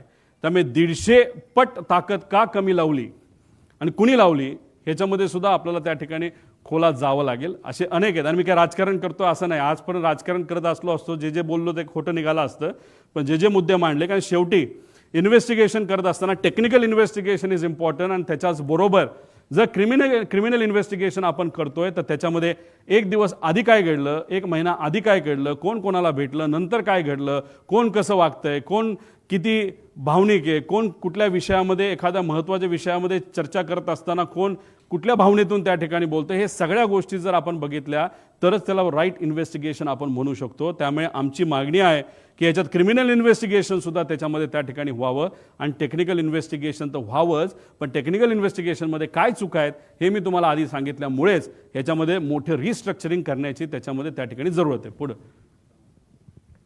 आता याच्यामध्ये काही इतर मागण्या आहेत ज्यांना मी या परिवाराला भेटलो, कपूरच्या परिवाराला मी भेटू शकलो नाही, पण शांभवी पाठक यांच्या परिवाराला मी भेटलो. त्यांची एक व्यक्तिगत मागणी आहे जी सत्तेतले लोकच पूर्ण करू शकतील. कृपा करून त्या पाठक परिवाराला, सत्तेतल्या काही लोकांना थोडा वेळ काढून त्यांना भेटणं महत्त्वाचं आहे. त्यांची मागणी समजून घेण्यासारखी आहे, आणि दिल्ली गव्हर्नमेंटच्या माध्यमातून त्यांची ती मागणी पूर्ण होऊ शकते. म्हणून मी आपल्या माध्यमातून त्या लोकांना जे सत्तेत आहेत त्यांना विनंती करतो. विदीप जाधव यांच्या मुलांचं शिक्षणाची जबाबदारी आम्ही घेतली, तो विषय तिथं संपलेला आहे, पण त्याच्याचबरोबर त्यांच्या पत्नी या ठाणे महानगरपालिकेमध्ये कॉन्ट्रॅक्टवर काम करतात. एकनाथ शिंदे साहेबांना आम्ही भेटूच, पण या प्रेस कॉन्फरन्सच्या माध्यमातून त्यांच्या नेत्यांना आणि एकनाथ शिंदे साहेबांना आणि श्रीकांतभाऊ शिंदेंना मी विनंती करतो की त्यांना परमनंट जर आपल्याला करता आलं या संवेदनशील विषयाच्या माध्यमातून, ते फार महत्त्वाचं त्या ठिकाणी ठरू शकतो. पिंकी माळी यांचा भाऊ यांना कॉन्ट्रॅक्टवर आम्हाला एका ठिकाणी नोकरी देता आली, जेवढं जमलं तेवढं, पण शेवटी तिचा याच्यामध्ये त्या ठिकाणी अपघात झालेला. ती आज त्या परिवाराबरोबर नाही. त्या परिवाराला आर्थिक दृष्टिकोनातून सबलीकरण करण्याचा फार मोठा वाटा त्या मुलीचा होता, युवतीचा होता. ती आज त्या परिवाराबरोबर नाही. त्या मुलाला परमनंट जर काय करता आलं, चांगला पगार जर तिथं देता आला, तर त्या बाबतीत सुद्धा तिथं विचार करण्यात यावा. कारण पिंकी माळींना शिकवण्यासाठी त्या टॅक्सी चालक वडिलांनी मुलगी असली तरी 50-60 लाख रुपये खर्च करून तिला शिकवण्याचा प्रयत्न केला आणि शिकवलं सुद्धा. पण दुर्दैवाने ही घटना त्या ठिकाणी घडली. त्यामुळे त्या परिवाराला सुद्धा मदत त्या ठिकाणी करण्याची जरूरत आहे. त्याच्याचबरोबर नंतर आम्ही अधिवेशनामध्ये विषय मांडूच. अजितदादांची नावं कुठल्या कुठल्या वास्तूला, कुठल्या कुठल्या गोष्टींना त्या ठिकाणी दिली जावीत, ह्या आमच्या मागण्या येत्या काळामध्ये त्या ठिकाणी असतील. पुढं आणि जस्टिस फॉर अजितदादा हॅशटॅग या पद्धतीने अख्खा महाराष्ट्र विचारतोय काय खरं घडलं 28 तारखेला, 28 तारखेच्या आधी. पण जे 28 तारखेला घात का अपघात जो घडला, त्याच्यामुळे सर्व महाराष्ट्रातले सामान्य लोक आज चिंतेत आहेत. आणि आज एवढा मोठा नेता आपल्यातून गेला तर आपलं उद्या कसं व्हायचं असा प्रश्न त्यांना तिथं पडलेला आहे. पण जस्टिस फॉर अजितदादा या पद्धतीने आम्ही सर्वजण आणि शुभचिंतक असे अनेक जण आम्ही सगळेजण मिळून या विषयासाठी, या इन्व्हेस्टिगेशनसाठी, हे इन्व्हेस्टिगेशन योग्य पद्धतीने व्हावं आणि आयुष्याच्या आमच्या स्वतःच्या शेवटच्या काळामध्ये जेव्हा आम्ही या विषयाकडे लक्ष देऊ, तेव्हा आम्हाला कुठेतरी एक समाधान असेल की अजितदादांच्या घात का अपघाताच्या बाबतीत योग्य असं इन्व्हेस्टिगेशन व्हावं. यासाठी महाराष्ट्राच्या जनतेने, पत्रकारांनी आणि माझ्यासारख्या एक सामान्य कार्यकर्त्याने सुद्धा यासाठी पुढावा घेतला. माणूस आपल्यात नसला तरी जस्टिस त्यांच्या त्या गोष्टीला मिळालं असं एक समाधान शेवटच्या आयुष्याच्या लेवलला हे आम्हा सगळ्यांना त्या ठिकाणी असावं, एवढीच आमची छोटीशी साधीशी इच्छा. हिंदीमध्ये नंतर बोलू का? बरं ठीक. हिंदीचं काय करू? हिंदी नंतर घेतो. नको नको.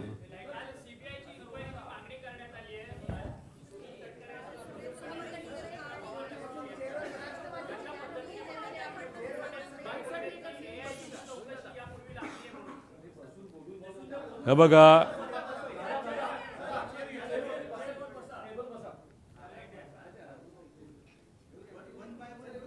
वन बाय वन घ्या. 1 तास विचारतं विचारा, मला काय नाही. हे बघा, काल CBIला ही एन्क्वायरी दिली जावी अशी मागणी अजितदादांच्या पक्षाकडनं काकी असतील, पार्थ असेल आणि काही इतर नेते यांनी मिळून त्या ठिकाणी केली. चांगली गोष्ट आहे.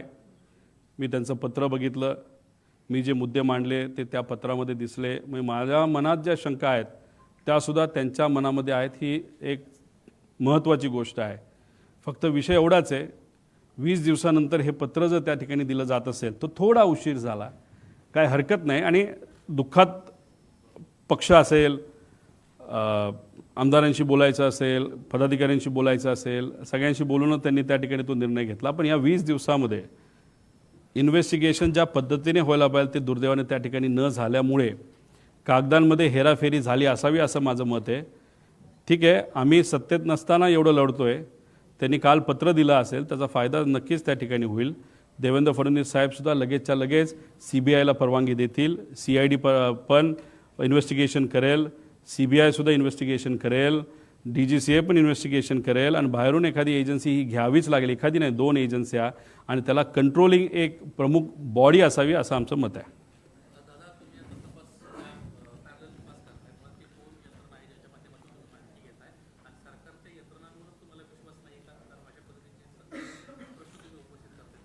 काल ज्या रिपोर्टचा तुम्ही उल्लेख मगाशी केला की तो DGCAकडनं तिथं आला होता, त्याच्या मॉडेल, विमानाच्या मॉडेलमध्ये चूक झाली आहे. त्याच्याचबरोबर विमान रजिस्ट्रेशनमध्ये चूक झालेली आहे. मग त्या एजन्सीकडनं तपास हा योग्य पद्धतीने तो सुद्धा टेक्निकली होईल हे कसं आपण मानू शकतो? त्याच्याचबरोबर ज्या ज्या काही गोष्टी आता होत चाललेल्या आहेत, जसं मंत्री जे एव्हिएशनचे मंत्री आहेत त्यांचा नाही तर त्यांच्या पक्षाचं VSR बरोबर मैत्रीचे संबंध त्या ठिकाणी दिसतात. आता तरी मैत्रीच त्या ठिकाणी वाटते. मग अशा पद्धतीने आपल्याला न्याय मिळणार आहे का इन्व्हेस्टिगेशनबद्दल? आणि ज्या पद्धतीने इन्व्हेस्टिगेशन चालली, म्हणजे CIDचा अजूनपर्यंत रिपोर्ट आला नाही, प्रिलिमिनरी रिपोर्ट आत्तापर्यंत यायला पाहिजे, तो अजूनपर्यंत मिळाला नाही. मग का उशीर लावला जातो? आणि हे करत असताना मालकच अमेरिकेत जाऊन जर बसत असेल तर शंका घेण्यासारखंच आहे. आणि आम्ही कुठून कशी माहिती काढली? आम्ही पण आमचे सोर्सेस त्या ठिकाणी ठेवलेत. आमच्याकडे पण ज्या माहिती आहेत त्यासुद्धा आम्ही काय आमच्याच घरी नाही तर ऑफिसमध्ये ठेवतो असं नाही, आम्ही 4-5 लोकांकडे त्या ठिकाणी ठेवत असतो. आणि माझ्याबरोबर जी टीम करते त्यांनासुद्धा माहीत नाही की आम्ही ते कुठे ठेवत असतो. आणि फक्त ही अर्धवट आत्तापर्यंत आलेली ही अर्धी माहिती आहे. माझ्याकडे अजून बरीच माहिती आहे जी डिटेलमध्ये आहे. ती माहिती उद्या परवा आम्ही आणू शकतो. फक्त आमची इच्छा आहे की आम्ही एवढं प्रेझेंटेशन केल्यानंतर इन्व्हेस्टिगेशनसुद्धा तेवढंच खोलात त्या ठिकाणी गेलं पाहिजे. पण आता हे सरकार इन्व्हेस्टिगेशन करते नाही करतं मला माहीत नाही, पण लोकांनी आपापल्या लेवलला इन्व्हेस्टिगेशन त्या ठिकाणी सुरू केलेलं आहे. त्याच्याचबरोबर काही तज्ज्ञांनी सुरू केलेलं, मराठी मीडियालीसुद्धा आणि हिंदी मीडियालीसुद्धा याच्यामध्ये खूप मनापासून लक्ष घातलेलं आहे. त्यांचेसुद्धा मी आभार व्यक्त करतो.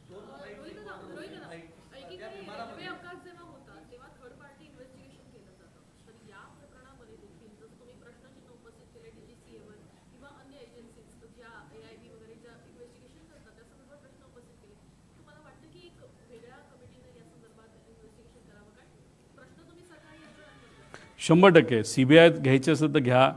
CID घेतलीच आहे, ती ठीक आहे. त्याच्याबरोबर DGCAची आहे, त्यांची इंटरनल इन्व्हेस्टिगेशन एजन्सी, हरकत नाही. पण भारताच्या बाहेरच्या 2 एजन्स्या तुम्ही घ्याव्यात. आणि ह्या सगळ्या एजन्सीला रिपोर्ट करण्यासाठी नाही तर रिपोर्ट ज्यांना केलं पाहिजे त्याला एक कमिटी फॉर्म करा. त्या कमिटीमध्ये मी जसं सांगितलं, महाराष्ट्रात विरोधी पक्ष नेता नाही तर त्यांचा घेता आला असता, पण देशाचे विरोधी पक्ष नेता तुम्ही घ्या. त्याच्याचबरोबर काही माजी चांगले अधिकारी तुम्ही घ्या, माजी जजेस तुम्ही घ्या, अजितदादांच्या पक्षातले काही लोकांना तुम्ही घ्या आणि काही चांगले तज्ज्ञ त्याच्यामध्ये तुम्ही घ्या. आणि ह्या कमिटीला हा रिपोर्ट सादर केला पाहिजे.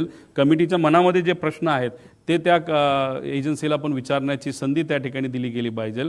त्यामुळे अशा पद्धतीने पारदर्शक हा तपास व्हावा अशी आमची त्याच्यामध्ये मागणी. पण आज ते होताना दुर्दैवाने त्या ठिकाणी दिसत नाही. VSRला पाठबळ दिलं जातं. जर खरंच तुमच्याकडे सत्ता आहे ना, त्या सत्तेचा वापर करून VSRला आत्ताच्या आत्ता कुलूप लावण्याची धमक अजितदादा आज असते आणि त्यांच्या परिवारामध्ये नाही तर त्यांच्या त्यांच्या राष्ट्रवादी परिवारामध्ये जर एखादी अशी घटना घडली असते, दादा जर आज असले असते, दादा म्हणले असते राजकारण बाजूला, आत्ताच्या आत्ता ही VSR बंद करा, ही दादाची धमक होती. ती धमक मात्र आज सत्तेत असणाऱ्या लोकांकडनं दिसावी अशी लोकांची आणि आमची अपेक्षा आहे.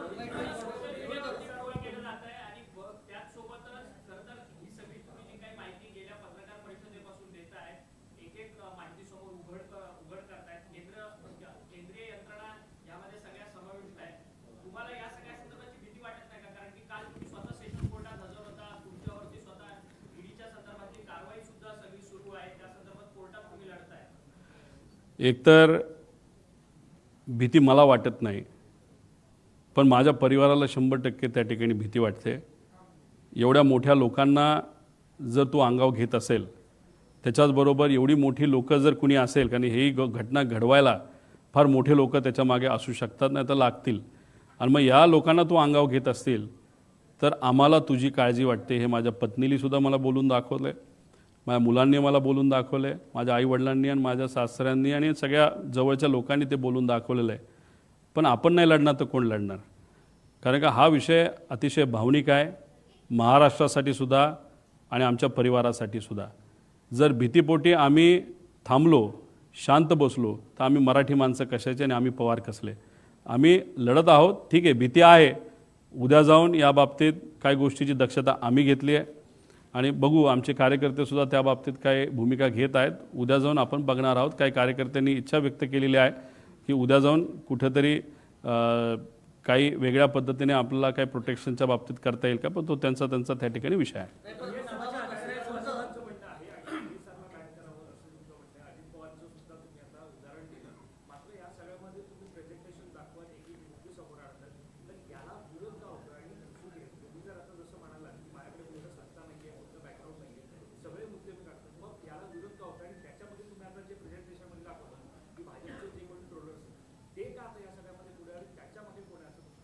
नाही, कोण आहे नाही आहे माहीत नाही, पण एक आहे, का मला विरोध करतात ह्याला मला सांगता येणार नाही, पण माझा विरोध करतायत, मला ट्रोल करतायत, याच्यामुळे मात्र शंका आता वाढायला लागलेली आहे.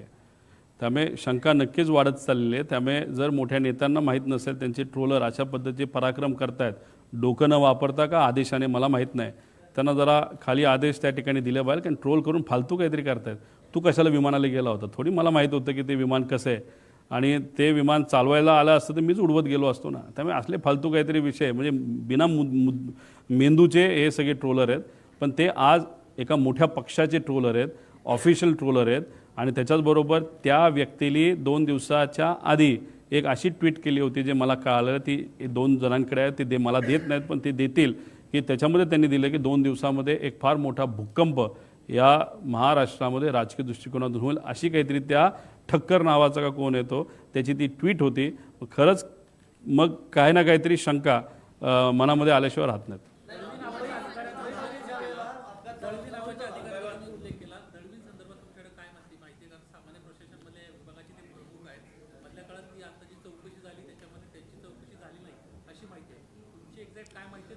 हे बघा, अकाउंटेबिलिटी ऑफिसर आणि एक सेफ्टी ऑफिसर असतो. दळवी कदाचित अकाउंटेबिलिटी ऑफिसर असतील महाराष्ट्र सरकारचे.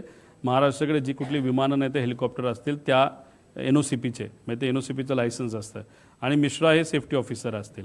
विषय एवढाच आहे की पूर्वीचे जे कर्णिक नावाचे अधिकारी होते ते स्वतः VIP मुवमेंट जेव्हा व्हायचं ते विमान बघण्यासाठी, टेक्निकल काय गोष्टी आहेत ते बघण्यासाठी ते स्वतः तिथं जायचे. पण हे 2 महाशय दळवी आणि ते जे कुठले दुसरे मिश्रा म्हणून आहेत, हे ऑफिसमध्येच बसून राहतात. तो जो ॲरोचा आणि दुसऱ्या कंपनीचा जो ग्रुप आहे त्या ग्रुपवर हे आहेत, आणि त्या ग्रुपवर तो पवार नावाचा जो कोणी हँडलर आहे ॲरोचा, तो जर टाकत असेल की विजिबिलिटी ओके, तर या 2 महाशयांची जबाबदारी होती बाबांनो चेक करायची, ATCला फोन करायची, अरे VIP ट्रॅव्हल करणारे खरंच विजिबिलिटी आहे का नाही आहे, हे मात्र झोपले राहिले. मग तुम्ही पदावर असाल, तुम्ही सरकारचा या लोकांच्या कष्टाचा टॅक्सचा पैसा घेऊन तुमचं घर चालवत असाल, तर या विषयासाठी तुम्ही सुद्धा जबाबदार आहेत. त्यामुळे त्यांना सुद्धा जबाबदार धरलं पाहिजे, ॲरोला जबाबदार धरलं पाहिजे, VSRला जबाबदार धरलं पाहिजे, आणि जे काही सिंग वगैरे हे जे काही नावं मी सांगितलेले त्या सगळ्यांना जबाबदार धरण्याची जरूरत आहे.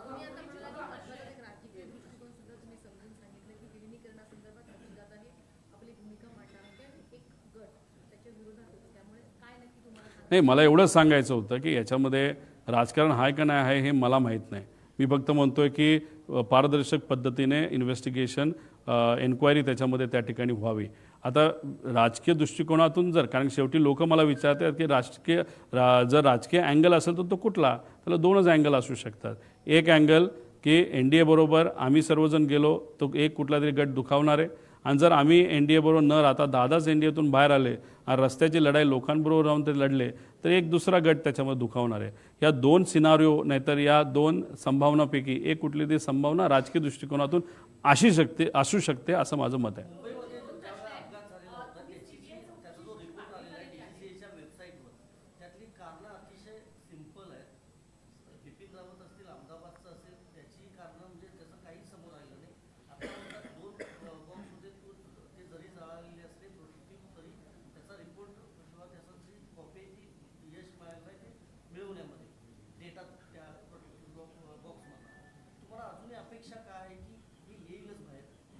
नाही आलं तर आम्ही काय सोडणार आहे का? आम्ही कुठून ना कुठेतरी माहिती त्या ठिकाणी काढू ना. आणि शेवटी काय आहे की अधिकारी काय सगळेच खराब असतात नाही ना, असं नाही ना. काही चांगले अधिकारी आहेत, चांगले पत्रकार आहेत, काही माजी अधिकारी त्या कंपनीमध्ये काम केलेले पायलट आहेत ते चांगले आहेत, ते त्या ठिकाणी स्वतः इन्व्हेस्टिगेशनला तिथं लागलेले. त्यामुळे माहिती बाहेर येणार आहे, 100% घेतला पाहिजे. का? कारण विषय एवढाच आहे, त्यांनी ह्याच्यामध्ये काय केलं असं मी म्हणणार नाही, पण VSRला पाठबळ देण्याचं नाही तर VSRला सेफ करण्याचं काम ते करतायत का असा प्रश्न मला पडतोय. कारण रोहित सिंगच्या लग्नामध्ये त्यांच्याच पक्षातला एक प्रमुख नेता हा लग्नाला त्या ठिकाणी गेला होता.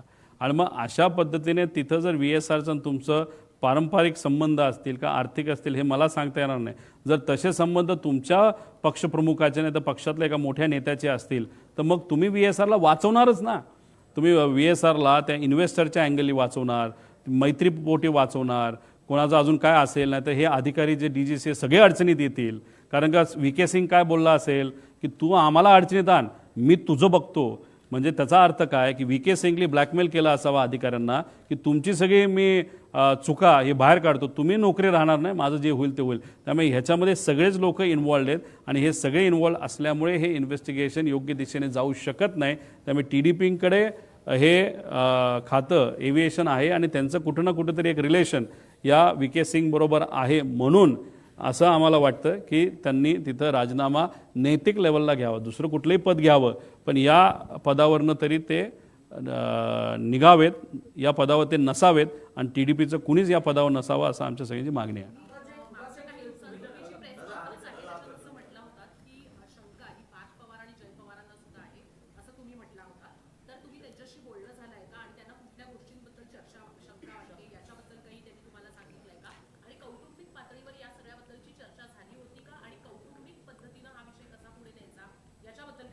पार्थ आणि जय बरोबर 13 दिवसात मी बोललो. 13 दिवस झाल्यापासून आजपर्यंत अजूनपर्यंत आम्ही बोललेलो नाही. त्याच्याचबरोबर काकींबरोबर पण या बाबतीतली थोडी चर्चा झाली होती 13 दिवसामध्ये की मला अशी शंका आहे, मी प्रेझेंटेशन करण्याचा विचार त्या ठिकाणी करतोय. पार्थबरोबर चर्चा झाली होती, पण त्यानंतर मी कोणाचंच काही परवानगी घेत नसतो. जे वाटतं ते त्या ठिकाणी मी मांडत असतो, त्यामुळे मी कोणाची परवानगी घेतली नाही. पण त्यांच्या कानावर नक्कीच ह्या गोष्टी असाव्यात आणि त्यांना पार्थ आणि मुलांना आणि काकी त्या मानसिकतेत नव्हते. ते फार मानसिक दृष्टिकोनातून डिस्टर्ब त्या ठिकाणी होत्या. मुलंही डिस्टर्ब तशी होतीच, पण पार्थला आणि जयला शंका नक्कीच आहे असं त्यांच्या हावभावातून आणि चर्चेतून मला जाणवतं.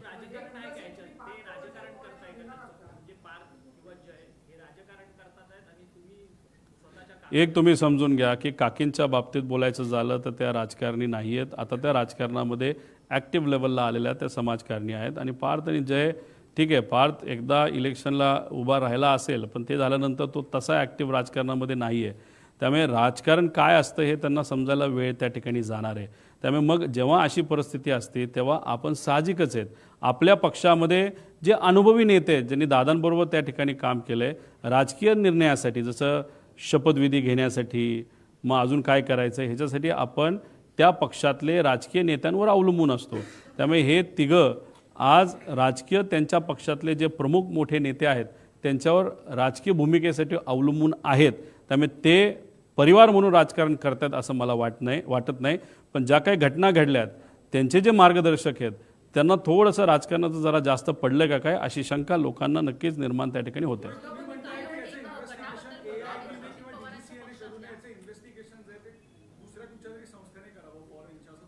एक तर मी फ्रान्स खरं तर काल फ्रान्सचे प्राईम मिनिस्टर त्या ठिकाणी आले होते, तेव्हाच आम्ही हा मुद्दा घ्यायला होता. आधी घेतला आहे आम्ही. फ्रान्सची एक चांगली एजन्सी आहे, UKची एक चांगली एजन्सी आहे आणि अमेरिकेची एक चांगली एजन्सी. या 3 एजन्सीकडनं आपल्याला हे इन्व्हेस्टिगेशन प्रॉपरली टेक्निकल लेवलला आणि सायंटिफिक लेवलला हे आपल्याला करता येईल.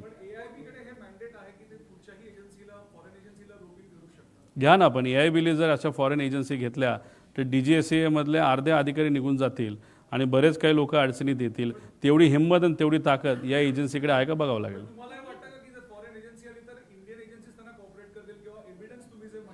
नाही, कॉपरेट नाही केलं तर त्या एजन्सी हे तरी सांगतील हे कॉपरेट करत नाहीत, बस तेवढं काफी आहे.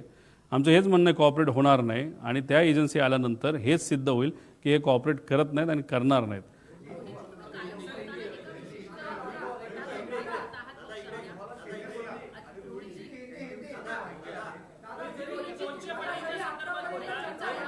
अहो मी सगळे प्रश्न घेऊ, फक्त एक घ्या ना. काय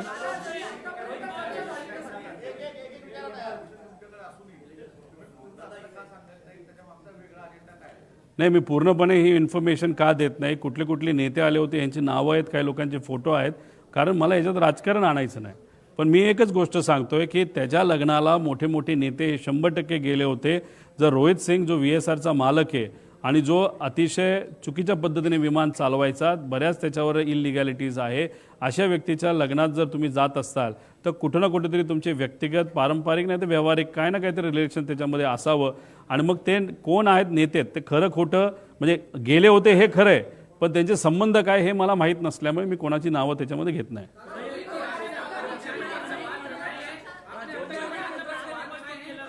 मराठी करतो ना, 5 प्रश्न मराठीत.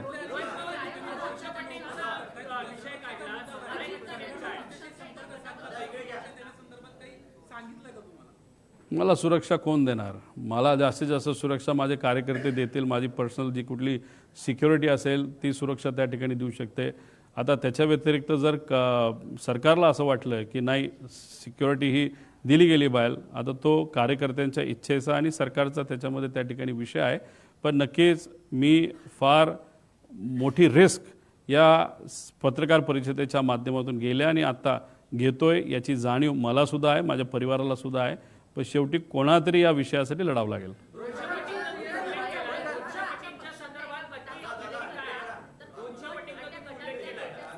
200 पटीबद्दल आणि 50 पटीबद्दल, दादा असताना आणि दादा नसताना, दादा असताना नगर परिषद, नगरपंचायत आणि महानगरपालिकेचे इलेक्शन झाले. त्या उमेदवारांना मी काय म्हणतो हे कळलंय. आज दादा नसताना 50 पटीचं हे जिल्हा परिषद पंचायत समितीच्या उमेदवाराला कळलेलं आहे. त्यामुळे त्यांच्यात काय चर्चा ही फक्त मी बोलून दाखवली. आणि हा विषय मला जो सांगण्यात आला इथून 150 किलोमीटरवर एक कुठला तरी मतदारसंघ असावा, चांगला मतदारसंघ आहे, अशा एका जबाबदार आमदाराकडूनच हा विषय त्या ठिकाणी माझ्यापर्यंत आलेला आहे. मार्गदर्शक कागदाचा गैरव्यवहार होऊ शकतो. आता ते कागद काय आहेत हे आपल्याला पण शोधावं लागेल.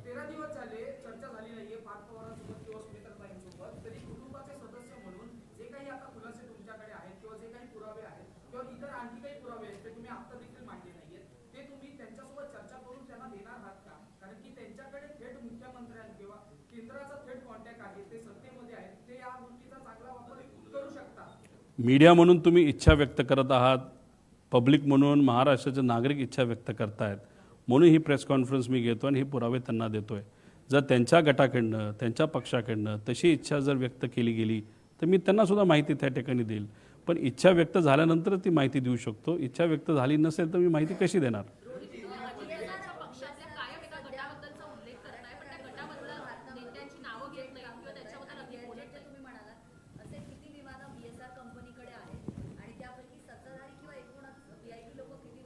VSR व्हेंचर्स आणि VSR कॉर्पोरेशन नावाच्या 2 कंपन्या त्याच्यात 27 विमानं आहेत. 27 विमानापैकी आपले जे सगळे नेते बऱ्यापैकी विमानं त्याच्यामध्ये वापरतात. मुख्यमंत्री साहेब जर धावपट्टी मोठी असेल तर 600 लेगेसी 600 एक चांगलं विमान आहे, ज्याच्यातून मी त्या सेलिब्रिटी खेळाडूला घेऊन गेलो होतो का ते 2000 होतं माहीत नाही. आणि एकनाथ शिंदे साहेबसुद्धा प्रिफर करतात छोटं नको मोठं विमान द्या. पण दादांना काटकसर करायची सवय. दादांनी सांगितलं की बाबांनो दिल्लीला जायचं असेल तर मला लेगेसी द्या, नाही तर मोठं द्या. बाकी वेळेस जरा स्वस्तातलं साधं त्या ठिकाणी कुठलं तरी सेफ विमान हे मला त्या ठिकाणी द्या. आणि दादा मग लेअर जेट वापरायचे, बाकीसुद्धा लेअर जेट त्याच्यामध्ये वापरायचे. पण दुर्दैवाने ही घटना दादांच्या बाबतीतच त्या ठिकाणी झाली.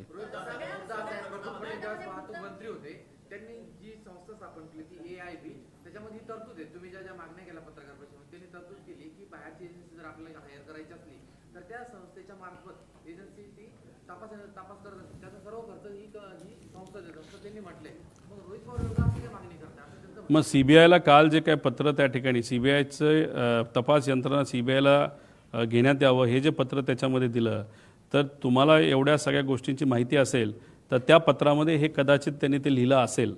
आणि लिहिलं नसेल तर का नाही लिहिलं असा प्रश्न त्यांना आपल्याला करता येईल.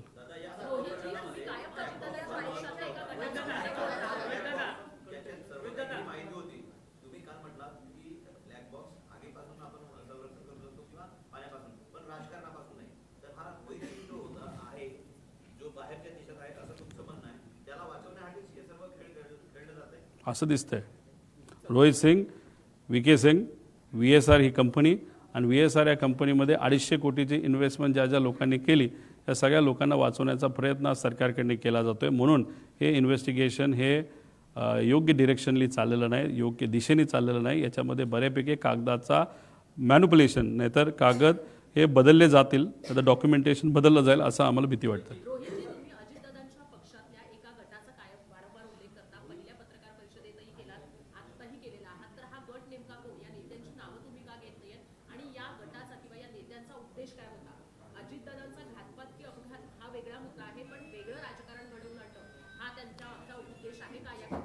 बरं, मला आज विलिनीकरणाबद्दल काहीच बोलायचं नव्हतं. लेकिन विलिनीकरणाचा एक विषय मी इथं मांडतो.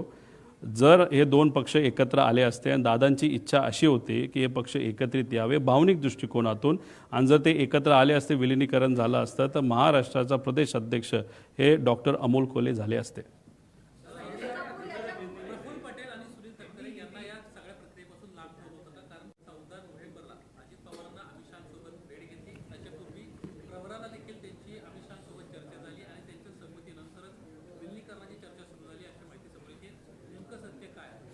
नाही, खूप काय आता विलिनीकरणावर या ठिकाणी मी बोलणार नाही, कारण काय होतं की विलिनीकरण हा मुद्दा घेतला तर चर्चा दुसरीकडे त्या ठिकाणी जाते. दुसऱ्या पक्षातल्या काही गटाला विलिनीकरणावर चर्चा करायला लय भारी वाटतं. बरेच प्रेस कॉन्फरन्स बघितले तर त्यात फक्त विलिनीकरण ते त्या ठिकाणी बोलत आहेत. आम्हीच आहोत जे अजितदादांचा घात का अपघात या विषयावर त्या ठिकाणी बोलतोय. त्यामुळे त्यांना ज्या विषयावर बोलायचं आहे त्या विषयावर मी बोललंच पाहिजे असं नाही. त्यामुळे आज नाही, आमच्याकडे माहिती खूप आहे. डॉक्टर अमोल कोल्हेंनी सुद्धा या बाबतीत काही स्पष्टीकरण दिलं आहे, कारण डॉक्टर अमोल कोल्हेच या संयुक्तित राष्ट्रवादीचे प्रदेश अध्यक्ष या महाराष्ट्राचे झाले असते. दादांची इच्छा होती आणि मग ते फार प्रामुख्याने पुढाकार त्या ठिकाणी घेत होते दादांच्या इच्छेप्रमाणे, आणि दादा त्यांच्यावर लक्ष ठेवून होते आणि त्यांना पार्टी ही वाढवायची होती. त्यामुळे अमोल कोल्हेंनी सुद्धा या बाबतीत स्पष्टीकरण दिलं आहे, ताईंनी दिलं आहे, शशिकांत शिंदे साहेबांनी दिलं आहे. ज्यांच्या घरी या बैठका व्हायच्या 13 बैठका झालेल्या आहेत. CCTV कॅमेरा कुठून घ्यायचा हे तुम्हाला त्या ठिकाणी माहिती आहे. तुम्ही ट्रॅफिकचा घ्या, नाहीतर मंत्री लोढा साहेबांच्या घराच्या समोरचा घ्या. तिथं दादा तुम्हाला 13 वेळा वेगवेगळ्या गाडीमध्ये, पण घर एक जयंत पाटील साहेबांचंच, आणि जयंत पाटील साहेबांनी सुद्धा यात स्पष्टीकरण दिलेलं आहे. अजितदादांचे निवडणुकीमध्ये कोणाशी वाद झालेले का, खास करून त्यांच्या पक्षातल्या नेत्यांमध्ये त्यांचे काही वाद वगैरे झालेले का, तुम्हाला काय माहिती? काही आमदारांशी तुम्ही बोललात तर ते तुम्हाला नक्कीच सांगतील, पण आमदारांशी बोलताना सुनेत्रा बहिणी काकी या राष्ट्रीय अध्यक्ष व्हाव्यात यासाठी सगळ्याच आमदारांनी सह्या केल्यात असं नाही, 35 आमदारांनी सह्या केल्यात असं आम्हाला कळतं. ते 35 आमदार कोण, त्यांच्यातले एखाद्याला तरी विचारलं तर ते स्पष्टपणे तुम्हाला काय गोष्टी सांगतील. आणि सर्वच पदाधिकाऱ्यांनी सह्या केल्यात असं नाही, ठराविक मेजॉरिटी पदाधिकाऱ्यांनी सुनेत्रा काकींसाठी सह्या केल्यात. ज्यांनी सह्या केल्यात त्यांना तुम्ही विचारा, ज्यांनी सह्या केल्याच नाहीत त्या का नाही केल्या, कोणते आमदार आणि कोणते पदाधिकारी, हे खरंच संशोधनाचा विषय आहे. नाही, तो पक्ष वेगळा आहे, त्या पक्षाबद्दल जास्त बोललं नाही पाहिजे असं मला वाटतं.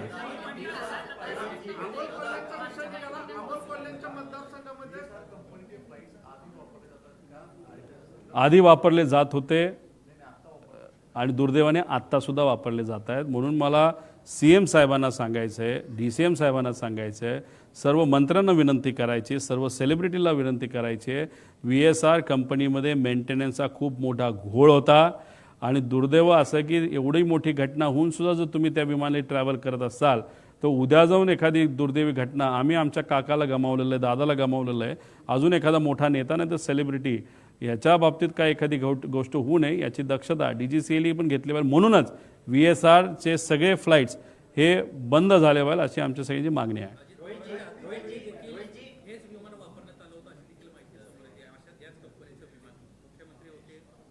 म्हणून बघा, आम्हाला राजकारण करायचं झालं असतं तर आम्ही विषयावर बोललो नसतो, पण आमचं मत आहे की सर्वच नेते, विरोधातले सुद्धा आणि सत्तेतले नाही तर विरोधातले, या सगळ्यांनी एक लक्षात घेतलं पाहिजे की VSR या कंपनीचे विमानं अतिशय फालतू आहेत, खराब पद्धतीने मेंटेन केलेले आहेत. फक्त त्यात काय असतं की VSR स्वतःचेच सगळे विमान ठेवतो असं नाही.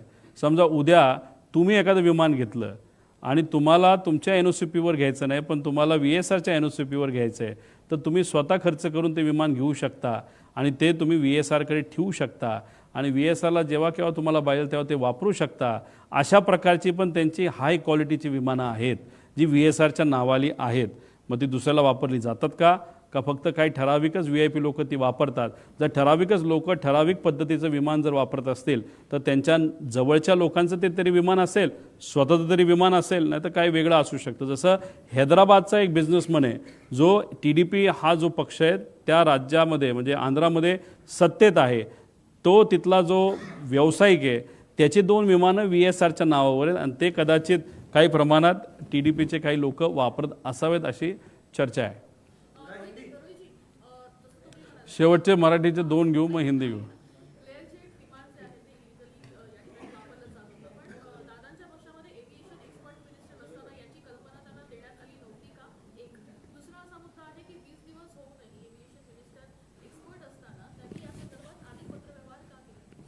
प्रायोरिटी वेगळ्या असतात.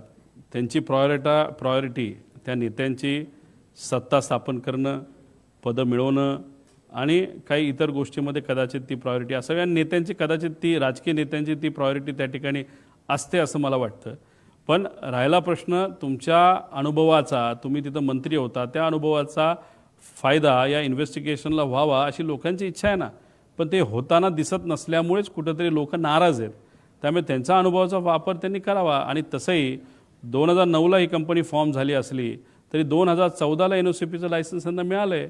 त्यावेळेस कोण मंत्री होतं, त्यांचा तो अनुभव होता. एवढं फटीचर कंपनी रजिस्टर आणि त्याला NOCP जर मिळत असेल, तो सुद्धा हा एक कुठला तरी एजंट होता. कोण हा VK सिंग. या एजंटला एक कंपनी फॉर्म करणं, NOCP सारखं एक मोठा लायसन्स त्या काळामध्ये त्या ठिकाणी मिळणं आणि नंतर ते झाल्यानंतर त्याला B-200 नावाचं एक विमान घेणं आणि त्याच्यानंतर 2019 नंतर म्हणजे कोविडच्या काळामध्ये त्यांना भरारी मिळणं आणि इन्व्हेस्टमेंट वाढणं, ह्या वेगळ्या वेगळ्या शंका आपण नक्कीच या बाबतीत घेऊ शकतो. नाहीतर ह्याच्यात जे काही अधिकारी आहेत आणि जे कोणी जबाबदार आहेत त्या लोकांना शोधून काढून का अशा फटीचर कंपनीला, जे डॉक्युमेंटेशन प्रॉपर करत नाही अशा कंपनीला कसं लायसन्स मिळालं, कशी विमानं त्यांनी भारताच्या बाहेरून आणले, कसं ते रजिस्टर करून दिले, असे अनेक प्रश्न निर्माण होतात.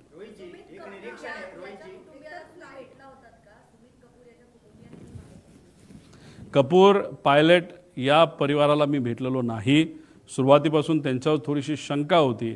एक पुतण्या म्हणून काही प्रमाणात मी नाराज होतोच आणि अशा अनुषंगाने त्या परिवाराला खरं तर भेटायला पाहिजे होतं. सोशल मीडियावर मी त्यांच्या मुलीचं सांत्वन त्या ठिकाणी केलं, पण माझं धाडस नाही झालं त्या अशा ज्याच्यावर मी डाऊट घेतो त्या व्यक्तीला भेटणं. म्हणून त्याला सोडून सगळ्यांना तिथं मी भेटलेलो आहे.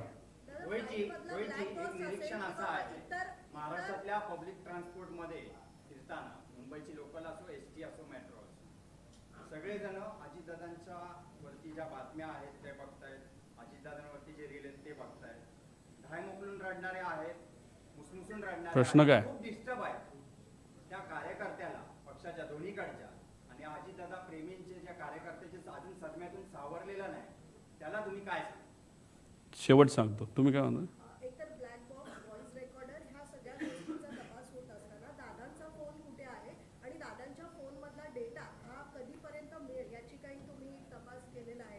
तो त्यांचा व्यक्तिगत डेटा आहे, व्यक्तिगत माहिती आहे. माझ्या अनुषंगाने त्यांच्या परिवाराकडे ते सर्व फोन असावेत.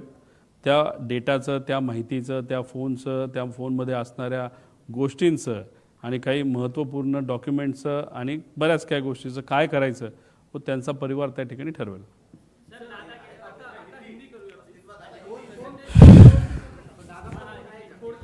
मग माहिती रिकवर होण्याच्या परिस्थितीमध्ये तो फोन आहे.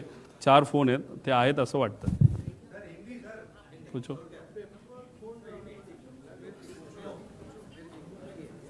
हा म्हणजे हा चांगला प्रश्न आहे. फोन टिकला पण ब्लॅक बॉक्स हा खराब झाला असं जे इन्व्हेस्टिगेशन एजन्सीवाले म्हणतात आणि पेपरसुद्धा बरेच दिसतात त्या ठिकाणी.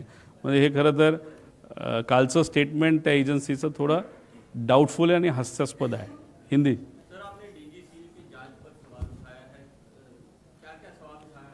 एक तो ये जो प्लेन रजिस्टर हुआ, ये तो पुराना प्लेन है, US से लाया गया है. बहुत सारे अलग अलग देशों से प्लेन लाया गया. ये लेयर जेट नाम का जो प्लेयर का ब्रांड है बम्बार्डियर कंपनी का, तो उसमें जो स्पेसिफिकेशंस होते हैं वो स्पेसिफिकेशंस अगर बाहर के देश में, अगर US में तो अलग होते हैं. और इंडिया के जो DGCA होता है या जो भी अथॉरिटी है कंट्रोलिंग एजेंसी, उसके जो नॉर्म्स है वो अलग होते हैं. अगर वो नॉर्म के हिसाब से उस प्लेन में वो सिस्टम नहीं होगा या कुछ अलग, जैसे CVR के बारे में बोला कि जो विमान प्लेन में था 30 मिनट का था, लेकिन नॉर्म्स के हिसाब से 2 घंटे का चाहिए. अगर 30 मिनट का होते हुए भी अगर वो प्लेन रजिस्टर होता है तो ये सब जो प्लेन है इलीगली DGCA के अधिकारी को हाथ में लेते हुए ये रजिस्ट्रेशन हुआ है, ऐसे हम सबका कहना है. तो ये DGCA के कुछ अधिकारी इसमें वहाँ पे इन्वॉल्व है. श्वेता सिंह नाम की एक कोई लेडी है, वो पॉलिटिकली बहुत कनेक्टेड है, उनका भी इसमें कुछ ना कुछ तो रोल हो सकता है. इसलिए जो इन्वेस्टिगेशन टीम बनाई है 6 लोगों की, उसमें एक तो लेयर जेट का अनुभव न होने वाले लोग ज़्यादा है. कोई भी नहीं है जो इसका लेयर जेट का अनुभव है. सब जन ये DGCA के लोग हैं. अभी हम ऑब्जेक्शन DGCA पे ले रहे हैं क्योंकि जो मॉडल नंबर है जो अभी इन्वेस्टिगेशन उनका जो भी इंफॉर्मेशन बाहर आ रहा है उसमें मॉडल नंबर ही उन्होंने गलत किया है। तो इस तरीके का अगर मॉडल नंबर पे ही अगर आप टेक्निकली गलत करते हो तो इन्वेस्टिगेशन कैसे आप अच्छे तरीके से कर सकते हो, ऐसे हम सबका कहना है। इसलिए बहुत सारे फ्लॉज है। और ये दूसरी बात, VSR नाम की ये जो कंपनी है उसके जो ओनर्स है VK सिंह और रोहित सिंह, इनको बहुत बड़े नेताओं का और बिजनेसमैन का सपोर्ट है। उनको सेफ रखने की कोशिश वहाँ पे की जा रही है VSR को। अगर ये इतना बड़ा एक्सीडेंट, बड़ा नेता वहाँ पे जाने के बाद, गुजर जाने के बाद भी अगर ये फ्लाइंग कर रहा है VSR, तो डेफिनेटली वहाँ पे किसी का तो सपोर्ट है। अभी रोहित सिंह की जब शादी हुई थी, जो हमको पता चला है 1.5 साल पहले या 2 साल पहले जयपुर में मैरियट ये जो होटल है उसमें उस वक्त सत्ता में बीजेपी के भी बहुत बड़े नेता वहाँ पे आए थे। कौन है, कैसे, नेताओं को मालूम है, उनके मन में होगा कि हम गए थे। और दूसरी बात, TDP ये जो पक्ष है उनके भी बहुत बड़े नेता वहाँ पे गए थे। अभी आज जो मिनिस्टर है एविएशन वो TDP पक्ष के हैं। तो अभी अगर आपके संबंध थे रोहित सिंह के साथ जो VSR का मालिक है, तो आप इन्वेस्टिगेशन प्रॉपरली कैसे करोगे, ऐसा प्रश्न हम सबको पड़ता है। अजीत पवार पार्टी के वरिष्ठ नेता हैं, आपने उन पर भी पहले दिन से सवाल उठाए, क्या उन पर किसी को आपको शक है उन पर किसी पे कि जो इस घटना के पीछे हो सकती है? देखो, ये घटना की गई है ऐसा तो डेफिनेटली शक है, कॉन्स्पिरेसी 100% है, ऐसे हम सबको वहाँ पे लगता है। अभी इसके पीछे राजनीति है कि नहीं वो देखने की जरूरत है। अगर राजनीति है ऐसे अगर हमको सोचना है तो 2 टाइप का विषय आ सकता है। एक 2 टाइप के गुट है। एक गुट ऐसा है कि जो नहीं चाहता था कि हमारा जो दूसरा पक्ष है वो उस पक्ष के साथ, NDA के साथ सत्ता में आए, वो एक थ्योरी है। और पॉलिटिकल थ्योरी की बात करें तो दूसरी पॉलिटिकल थ्योरी है कि शायद दादा ये भी चाहते होंगे कि NDA में न रहे, बाहर आए, लोगों के साथ रास्ते पे लड़ेंगे हमारे साथ। तो ये जो चीज़ जिसको अच्छी नहीं लगती थी वो दूसरा गट है। अगर पॉलिटिकल थ्योरी इसमें लानी है तो इस दोनों गट में से कोई तो हो सकता है। ऐसे पॉलिटिकल थ्योरी को अगर हम कंसिडर करें तो ऐसे हम सबको लगता है।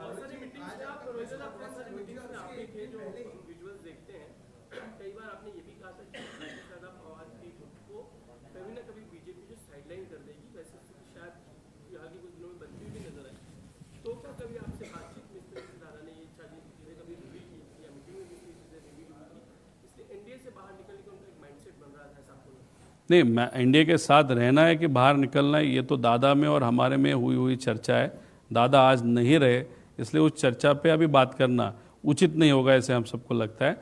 लेकिन ये बहुत बड़ा रिस्ट्रक्चरिंग पार्टी में, उनके पार्टी में उनको करना था। जैसे उनके जो प्रदेश अध्यक्ष है वो कोई यंग बंदा चाहिए, ऐसे उनका कहना था। डॉक्टर अमोल कोल्ले का नाम उन्होंने वहाँ पे प्रपोज किया है। इसलिए अमोल कोल्ले, अगर आप देखो तो बहुत सारे मीटिंग्स में डॉक्टर अमोल कोल्ले वहाँ पे थे, तो उस एंगल से हमारी चर्चा वहाँ पे होती थी। लेकिन दादा आज नहीं रहे, उनके साथ हमारा कंफर्ट लेवल था, उनकी इच्छा, भावनिक इच्छा थी, पॉलिटिकल सेकेंडरी था। लेकिन वो इमोशनली ये 2 पक्ष, 2 फैमिली साथ में आनी चाहिए, ऐसे उनको लगता था। उसका हम रिस्पेक्ट करते हैं और वो रिस्पेक्ट करते हुए ही हम वहाँ पे दादा के साथ बात कर रहे थे। आज दादा ही नहीं है तो ये विलीनीकरण और 2 पार्टी एक साथ में कैसे, क्यों, क्या, वो उस विषय का उत्तर देना उचित नहीं होगा, ऐसे मुझे लगता है। रोहित जी, आज आपका प्रेस कॉन्फ्रेंस था, उसके एक दिन पहले ही ब्लैक बॉक्स की जो खबर थी वो सामने आई है। आपने प्रेजेंटेशन में भी बताया कि 1100 डिग्री सेल्सियस या 6000 मीटर वायु के था, लेकिन इसके बावजूद जो ये कहा जा रहा है कि एक तो वो जलने की बात, उस पर आप अगर हिंदी में कह सकें। और दूसरा, आपने ये भी कहा कि क्लेम 35 करोड़ की थी, इंश्योरेंस 55 करोड़ का था, लाइबिलिटी इंश्योरेंस 210 करोड़ का। इससे आप क्या कहना चाह रहे थे, इशारा क्या था, अगर वो भी आप हिंदी में? देखो, लाइबिलिटी अगर आप देखो तो लाइबिलिटी ऐसे होती है कि प्लेन में जो ट्रैवल कर रहे थे उनको उसका बेनिफिट होगा। उसी के साथ अगर ये प्लेन किसी घर पे पड़ता, फैक्ट्री पे पड़ता या एनिमल जो शेल्टर होता है उस पर गिरता, तो वहाँ पे जो नुकसान होता, तो उस नुकसान को भी लाइबिलिटी में वहाँ पे कंसिडर किया जा सकता है। अभी देखो, ये जो कपूर नाम के पायलट है उनको पर्सनल इश्यूज़ थे। वो क्या है, वो फैमिली विषय होने के कारण मैं ज़्यादा यहाँ पे नहीं बोलूँगा। और वो अल्कोहलिक थे, बहुत दारू पीते थे। उनका दारू का जो ब्रांड था वो बहुत एक्सपेंसिव है। एक बॉटल कम से कम 12-15 हज़ार की वहाँ पे आती। उनकी वो आदत थी। वो आदत क्यों थी? जेट एयरवेज में के साथ जब थे उनका पगार 10 लाख से 12 लाख महीने का था। लेकिन दारू पीने के बाद उनको वहाँ पे पकड़ा गया। उनका 3 साल के लिए, एक बार 3 महीने के लिए, दूसरी बार 3 साल के लिए उनका लाइसेंस कैंसिल हो गया था। इसलिए वो आप देखो तो 3 साल तक तो उनको काम नहीं था और कोविड के कारण उनको किसी को भी काम नहीं था। तो 5 साल he was out of job. उनके पास दूसरा कोई ऑप्शन नहीं था। ये VSR कंपनी को ज्वाइन करना था। उनकी सैलरी शायद 3-3.5 लाख और एक बार अगर प्लेन आप फ्लाई करोगे तो 20-25 हज़ार उनको मिलता था। तो कोई भी बड़े जो एक पायलट होता है उसके लिए ये डिमोशन होता है। इमोशनली वो डिस्टर्ब थे, पर्सनल विषय था ही। तो इस सब का इस्तेमाल करते हुए उनको ब्लैकमेल किया गया था। किसने किया गया था, क्यों किया गया था, और उसके एंगल अगर ये लाइबिलिटी इतना बड़ा होगा तो उनके मन में फैमिली को कुछ मदद हो सकती है, वो भी विषय वहाँ पे आते होंगे। इसके कारण ये चीज़ हुआ है कि ऐसा हम सबका डाउट है। और दूसरा प्रश्न क्या था? ब्लैक बॉक्स के बारे में देखो, 1100 इज़ अ एवरेज, लेकिन अगर आउटर पार्ट देखो वो 1600 डिग्री सेल्सियस का अगर टेम्परेचर हो और 1100 ओवरऑल एवरेज की बात करें, वो भी 1 घंटा कंटिन्यूअस आग में डाल दिया 1100, तो प्रॉब्लम आ सकता है। इसलिए बाहर का जो आउटर लेयर है टाइटेनियम का है, 1600 डिग्री सेल्सियस तक टेम्परेचर वो ले सकता है। उसके अंदर एक है, उसके अंदर मुझे प्लेन जिस मटेरियल का बना होता है वो मटेरियल सबसे अंदर होता है, उसके अंदर वो टेक्निकल जो डेटा होता है वो होता है। इसके कारण ये जो बता रहे हैं वो बहुत गलत चीज़ है। और आपको मैंने बताई कि जो रजिस्टर किया जाता है प्लेन, जो US से आया था उसमें 30 मिनट का रिकॉर्डिंग वहाँ पे था और जो DGCA नॉर्म्स है वो 2 घंटा बोलते हैं। तो वहाँ पे भी इनकी गलती है। तो VSR को बचाने के लिए ये सब कुछ किया जा रहा है कि इन्वेस्टिगेशन अलग लेवल तक नहीं जानी चाहिए, एक्चुअल पॉइंट तक नहीं जानी चाहिए। इसलिए कहाँ पे तो डीरेल ये इन्वेस्टिगेशन को करने की कोशिश कर रहे हैं कि ऐसे हमसे। और ये बात हमने बोली थी कि ब्लैक बॉक्स का कारण लाएंगे, और जो हमने बोला उसमें से 6-7 चीज़ें वहाँ पे हुई है। इसलिए डाउट और ज़्यादा बढ़ते जा रहा है। आप 85 घंटे की बात बता रहे हैं, 85 घंटे बचे थे, वो पूरी थियरी क्या है? और कोई VIP जाता है तो कितने घंटे शेष होने चाहिए? देखो, हेलीकॉप्टर जब उड़ाया जाता है तब करीबन 2000 से 2500 आवर्स, डिपेंडिंग एयरबस का है कि बेल का है। अगर आप प्लेन की बात करें तो 5000 आवर्स का इंजन का लाइफ होता है। मतलब वो 5000 तक गया तो इंजन कितना भी अच्छा हो तो निकालना होता है, वो बदलना होता है। That is a norm. तो ये जो 5000 उसका लाइफ था। दादा का एक्सीडेंट जब हुआ, आज अगर उसका लाइफ देखो तो 4915 है, मतलब 85 आवर्स सिर्फ बाकी है। अगर VIP, अगर हम ट्रैवल करते हम भी देखते हैं 500 घंटा बाकी है क्या, 600 घंटा बाकी, हम देखते हैं। तो यहाँ पे तो VIP ट्रैवल कर रहा है, तो एरो कंपनी ने ये चेक नहीं किया था क्या? VSR ने ये चेक नहीं किया था? जो शर्मा और दूसरा जो दड़वी करके अधिकारी है उसने नहीं किया था? डायरेक्टर जो महाराष्ट्र के एविएशन के, उन्होंने वो नहीं चेक किया था? क्योंकि ये सब वहाँ पे चैट पे, कोई भी वहाँ पे चेक नहीं किया। और दादा को जो प्लेन दिया पेपर पे वो 85 आवर्स सिर्फ बाकी थे, लेकिन अगर हनीवेल के साथ अगर बात करो और उन्होंने जेन्युइन इन्फॉर्मेशन दिया तो ये प्लेन एक इंजन 8-8 हज़ार घंटे तक वहाँ पे गया था। मतलब उसका लाइफ 5000 है, उसका 5000 लाइफ क्रॉस करके 8000 तक वो गया होगा। मतलब उस इंजन में अभी कुछ भी बाकी नहीं होगा, ऐसी आज की परिस्थिति है। और उसमें VIP, वो भी दादा के लेवल का VIP ट्रैवल करता है, तो ये बहुत डेंजरस चीज़ है। इसीलिए हम बोल रहे हैं कि VSR को बंद किया जाए, सब प्लेन्स नीचे आप उतारो। पायलट जो आज उड़ा रहे उनके सेफ्टी का भी विषय है उस सब एंगल से, और VIP का तो है ही उसके कारण। लेकिन ये सरकार क्यों एक्शन नहीं ले रही, उसका मैंने पार्श्वभूमि बताया था कि VK सिंह और रोहित सिंह बहुत कनेक्टेड लोग हैं, और जो श्वेता सिंह है जो अधिकारी DGCA में, वो भी बहुत कनेक्टेड है। और TDPA के बहुत बड़े नेता रोहित सिंह के शादी के लिए वहाँ पे गए थे। BJP के बहुत सारे नेता वहाँ पे राजस्थान में शादी के लिए गए थे। अगर आपका पर्सनल एंड कमर्शियल रिलेशनशिप अगर VSR के मालिकों के साथ है, और ये उसमें से एक मालिक मायामी में US में अभी जाके वहाँ पे बैठा है, तो ये सब चीज़ देखने के बाद हमको लगता है कि VSR को सपोर्ट किया जा रहा है कमर्शियली। मतलब अभी भी फ्लाइंग चालू है और इन्वेस्टिगेशन में भी VSR को कोई अड़चन न हो, उस तरीके का इन्वेस्टिगेशन हो सकता है, ऐसी डर हम सबको लगता है।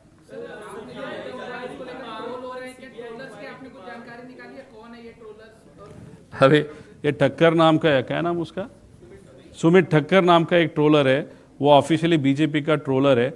उसके पास अगर आप देखो तो मेरा आधार कार्ड उसने ट्वीट किया है। अभी हम इंफॉर्मेशन किस तरीके से निकाल रहे हैं, उसके लिए क्या कष्ट लेना पड़ता है वो हमको मालूम है।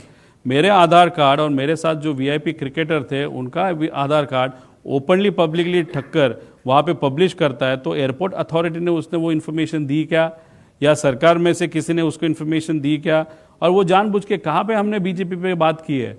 अगर बीजेपी पे या कोई भी राजकीय पॉलिटिकल नेता पे अगर हम बात नहीं कर रहे, पॉलिटिकल एंगल इसको नहीं दे रहे, तो पॉलिटिकल ट्रोलर मेरे को क्यों ट्रोल कर रहे हैं? और ये ठक्कर ही जो व्यक्ति है 2 दिन पहले उसने एक ट्वीट किया था, वो ट्वीट 2-3 जन के पास है, वो हमको देने वाले अभी तक उन्होंने नहीं दी। उसमें उसने लिखा था कि 2 दिन में महाराष्ट्र में बहुत बड़ा भूकंप होने वाला है, पॉलिटिकल भूकंप होने वाला है, लेकिन 7-7.5 मिनट में ही वो ट्वीट उसने डिलीट की। तो ये ठक्कर कौन है? ये बीजेपी का कार्यकर्ता है, तो वो खुद के लेवल पे वो ट्रोल हमको कर रहा है, या उसकी ट्रोल आर्मी जानबूझ के हम जो विषय मान रहे उसके अगेंस्ट वो ट्रोलिंग वहां पे कर रहा है, तो उसको किसी ने बताया है या खुद कर रहा है? ऐसा प्रश्न निर्माण होता है। और बीजेपी और किसी भी नेता के ऊपर न बोलते हुए भी अगर बीजेपी की ट्रोल आर्मी हमको ट्रोल कर रही है, तो फिर हम अभी बीजेपी पे भी शंका ले क्या, ऐसा प्रश्न हमको अभी पड़ रहा है। उसी के साथ नेताओं को कुछ मालूम नहीं होगा, देवेंद्र फडणवीस साहब को नहीं मालूम होगा। देवेंद्र फडणवीस साहब को मुझे कहना है, ये लोगों को जरा कंट्रोल कीजिएगा, नहीं तो ये आगे जाके लोगों को भी ऐसा लगना चालू हो जाएगा, या हमको भी, कि दूसरा एंगल इस विषय को बीजेपी के साइड से है कि नहीं। इसलिए ये चीज़ें ट्रोल के एंगल से हो रही है, इसके कारण हमको शंका वहाँ पे बढ़ रही है। वो कैश बॉक्स नाम की जो कंपनी वो अलग ट्रोल कर रही है, वो ठीक है, वो छोटा मोटा कर रही है, उनकी ताकत उतनी बड़ी नहीं है, लेकिन बीजेपी की ट्रोल की ताकत बहुत है। और वो मेरे खिलाफ अगर ट्रोलिंग कर रहे हैं तो शंका तो वहाँ पे लेने की वहाँ पे गुंजाइश है, ऐसा लगता है। डोनाल्ड ट्रंप का आपने आधार कार्ड तैयार किया था कुछ दिन पहले, उसके बाद आपके ऊपर कार्रवाई भी हुई। समित ठक्कर जिस तरह से आपकी शर्मा की डिटेल जो है वो पब्लिकली ट्वीट कर रहा है, तो क्या उसके ऊपर कार्रवाई होनी चाहिए, मांग करेंगे आप?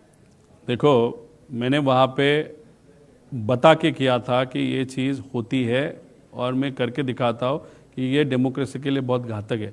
यहाँ पे ओरिजिनल मेरे आधार कार्ड वहाँ पे डाले हैं, हमने ट्विटर को वहाँ पे कंप्लेन की, ट्विटर ने उन पे ऊपर एक्शन ली, कोर्ट में भी हम जाने वाले हैं। लेकिन ये चिरकुट 10 पैसे वाले लोगों पे इतना समय क्यों वेस्ट करना, उसके कारण ज़्यादा हम आगे नहीं जाएंगे। लेकिन विषय इतना ही है कि सरकार इसके बारे में कुछ नहीं करेगा। बहुत खास ट्रोल है ये, बहुत ताकत है इसके पीछे, और इसके माध्यम से करीबन 500 अकाउंट अलग अलग वहाँ पे चलाए जाते हैं। तो ये बीजेपी का खासम खास व्यक्ति, उसके ऊपर एक्शन शायद वो नहीं लेंगे, और हम बोलेंगे भी नहीं, लेना है तो उनको लेने दो, नहीं तो लोगों को पता चल गया कि मेरे को कौन ट्रोल कर रहा है, क्यों ट्रोल कर रहा है, वो डेफिनेटली लोगों के मन में अभी शंका चालू हो गई। साथ में बाकी के नेता भी थे और पवार साहब, सीबीआई जांच की मांग क्या बिल्कुल उचित है, ये एजेंसी कर सकती है? पहला सवाल ये। दूसरा, आप जिस तरह की जांच की स्ट्रक्चर की मांग कर रहे हैं,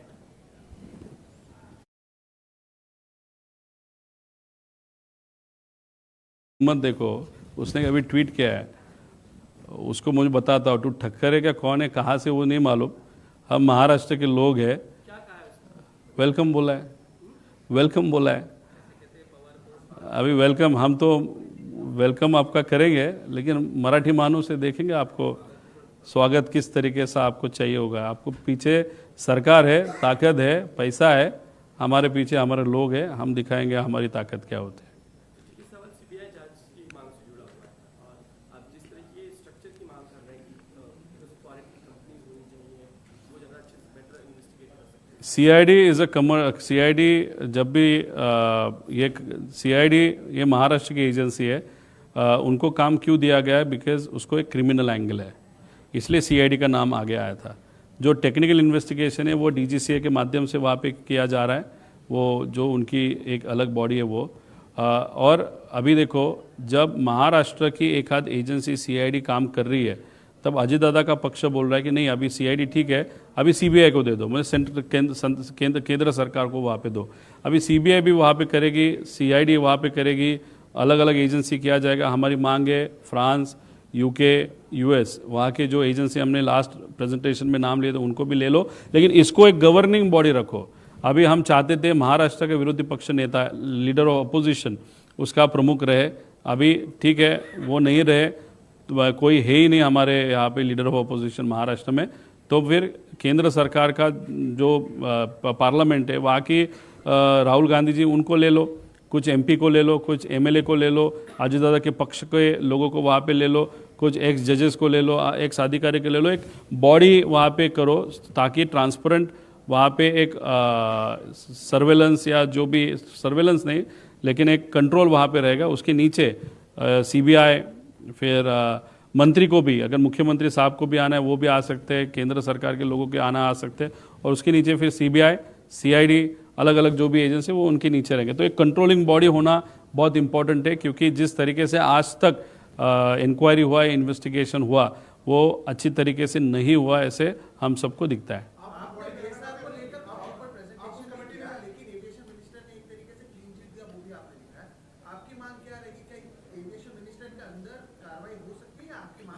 देखो, मैंने बोला रोहित सिंह जो मालिक है वीएसआर का, उसके शादी में टीडीपी उनका जो पक्ष है, मतलब ये जो मिनिस्टर है एविएशन आज के, उनके पक्ष से बहुत प्रमुख नेता रोहित सिंह मतलब वीएसआर के मालिक के शादी में राजस्थान में गए थे, ऐसे हमको पता चला है। अगर आपके इतने नज़दीक के संबंध है या आपके नेता के इतने नज़दीक के संबंध है और आप उस पद पे बैठे हो, तो उस पद पे आप नहीं रहना चाहिए। वहाँ से आप निकल के आपको जो जिम्मेदारी लेना ले लो। हम नहीं बोल रहे कि मंत्री या minister is involved, but we have a doubt कि जो वीएसआर पे जिस तरीके की कार्रवाई होनी चाहिए, इन्वेस्टिगेशन होना चाहिए, उस तरीके का एक तो हो नहीं रहा।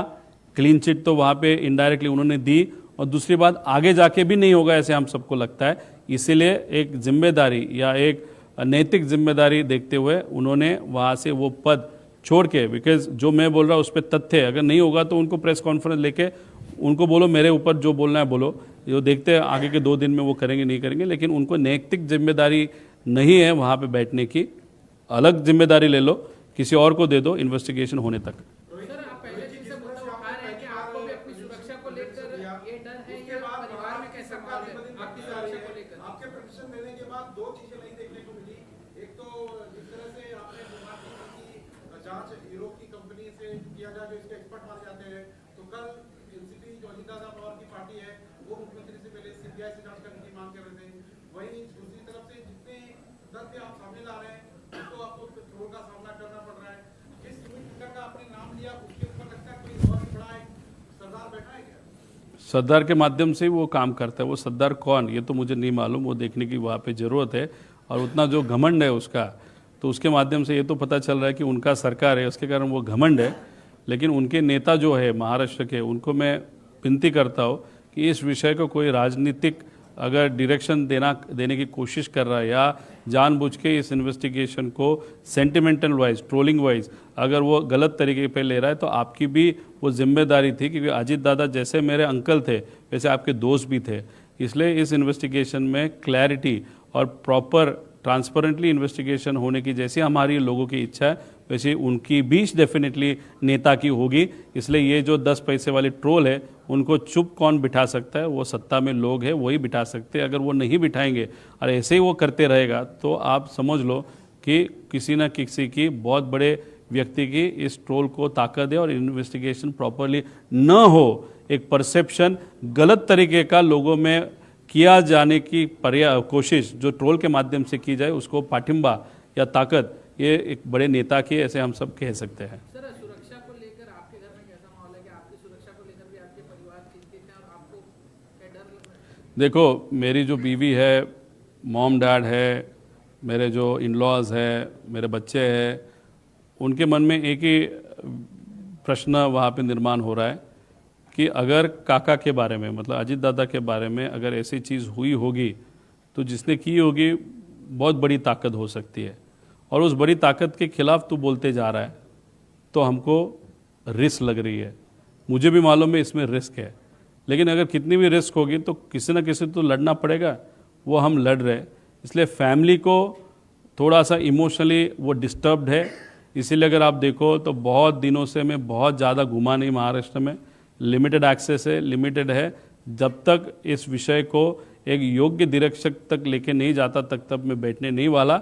लेकिन जो भी रिस्क है, मेरे कार्यकर्ते हो या जो मेरी पर्सनल सिक्योरिटी हो या जो भी है, वो उस बारे में ध्यान देंगे। और जो भी है इन्फॉर्मेशन रखते वक्त हम भी हमारे घर में, हमारे ऑफिस में इन्फॉर्मेशन नहीं रखते, कैसे ऐसे जगह पे इन्फॉर्मेशन वो होती है, जो इन्फॉर्मेशन कहाँ पे रखी है ये मेरे पास वाले लोगों को भी पता नहीं होता।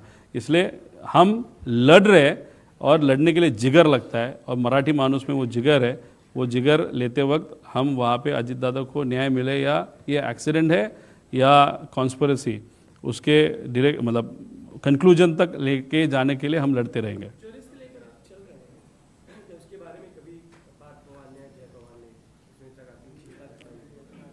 देखो 13 दिन जब तक थे, जब तक हम साथ में थे तब चर्चा होती थी, पार्थ और जय के साथ चर्चा होती थी। उनके मन में भी जिस तरीके से बातचीत हमारी हुई उससे पता चलता है कि उनके मन में भी डाउट है, काकी के मन में डाउट है, लेकिन वो बहुत ही इमोशनली डिस्टर्ब थी शुरुआत में।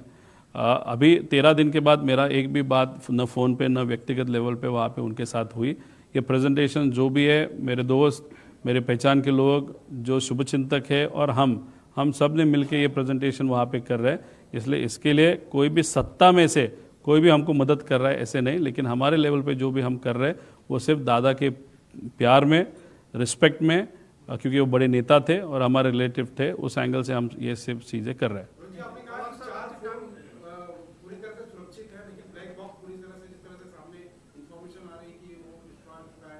अब तक के इतिहास में 50-50 साल पुराने जो आपसे उसके ब्लैक बॉक्स सुरक्षित नहीं है कहीं आपसे। इसीलिए तो हम डाउट ले रहे हैं कि ब्लैक बॉक्स से एक तो कुछ नहीं हो सकता, technically it is not possible, क्योंकि ये जो एक्सीडेंट अगर आप देखो वहाँ पे पेपर भी आधे जले थे या न जले थे, और अगर कोई भी चीज़ को कंटिन्यूसली 1 घंटा अगर वो 1100 डिग्री सेल्सियस का टेम्परेचर मिलेगा तो ब्लैक बॉक्स को कुछ हो सकता है। दूसरी बात, ब्लैक बॉक्स के थोड़े से आगे जहाँ पे दादा बैठे थे नहीं तो वहाँ पे टॉयलेट होता है, उस टॉयलेट के पीछे एक बड़ा जगह रहता है जहाँ पे बैग रखी जाती है, वहाँ पे 2 कैन पेट्रोल के वहाँ पे रखे थे, ऐसा हम सबको कहते हैं, जो इल्लीगल है। और वो पेट्रोल के कैन जो इल्लीगली रखे होंगे, अगर रखे होंगे तो उन्होंने बॉम्ब की तरह एक्ट किया, और वो पहले ब्लास्ट हुए और उसके बाद फिर वो विंग में जो पेट्रोल था वो वहाँ पे ब्लास्ट हुआ। इसलिए इस सब विषय में हमको शंका लगती है, और जिस तरीके से इन्वेस्टिगेशन हो रहा है उस पर भी हम शंका तो ले ही रहे हैं।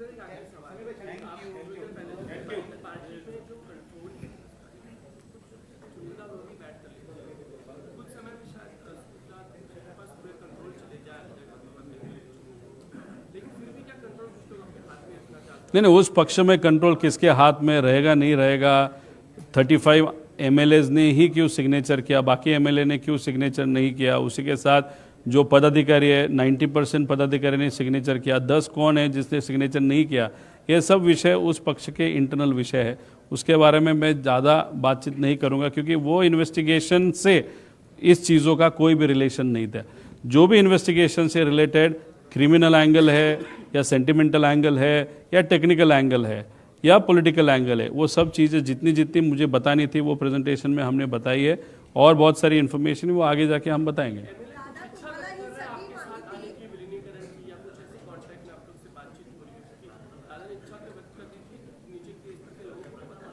देखो दादा पॉलिटिकल व्यक्ति थे, दादा चुन के आते थे, और यहाँ पे अगर आप देखो तो जो MLAs है वो भी चुन के आते थे। MLAs को चुन के कैसे आना है, लोगों के सेंटिमेंट क्या है, वो लोगों के साथ रहने के कारण उनको वो सेंटिमेंट्स के बारे में मालूम है। इसलिए MLAs जो बता रहे वो भी 35 MLAs, सब नहीं, there are some MLAs who are against this concept it seems, इसलिए तो उन्होंने सिग्नेचर नहीं वहाँ पे किया। वैसे पदाधिकारी है, लेकिन जो लोग लोगों में हैं उनको एक अलग फीलिंग है, जो लोग लोगों में नहीं, उनको सिर्फ सत्ता चाहिए, उनको अलग फीलिंग है। तो जो भी संघर्ष वहाँ पे चर्चे का हो रहा है, वहाँ पे जो लोगों में है, लोगों की चर्चा है, और लोगों में नहीं जिसको सिर्फ राजनीति कर रहा है, इस 2 गुट में वहाँ पे चर्चा हो रही है, ऐसे हम सबको लगता है।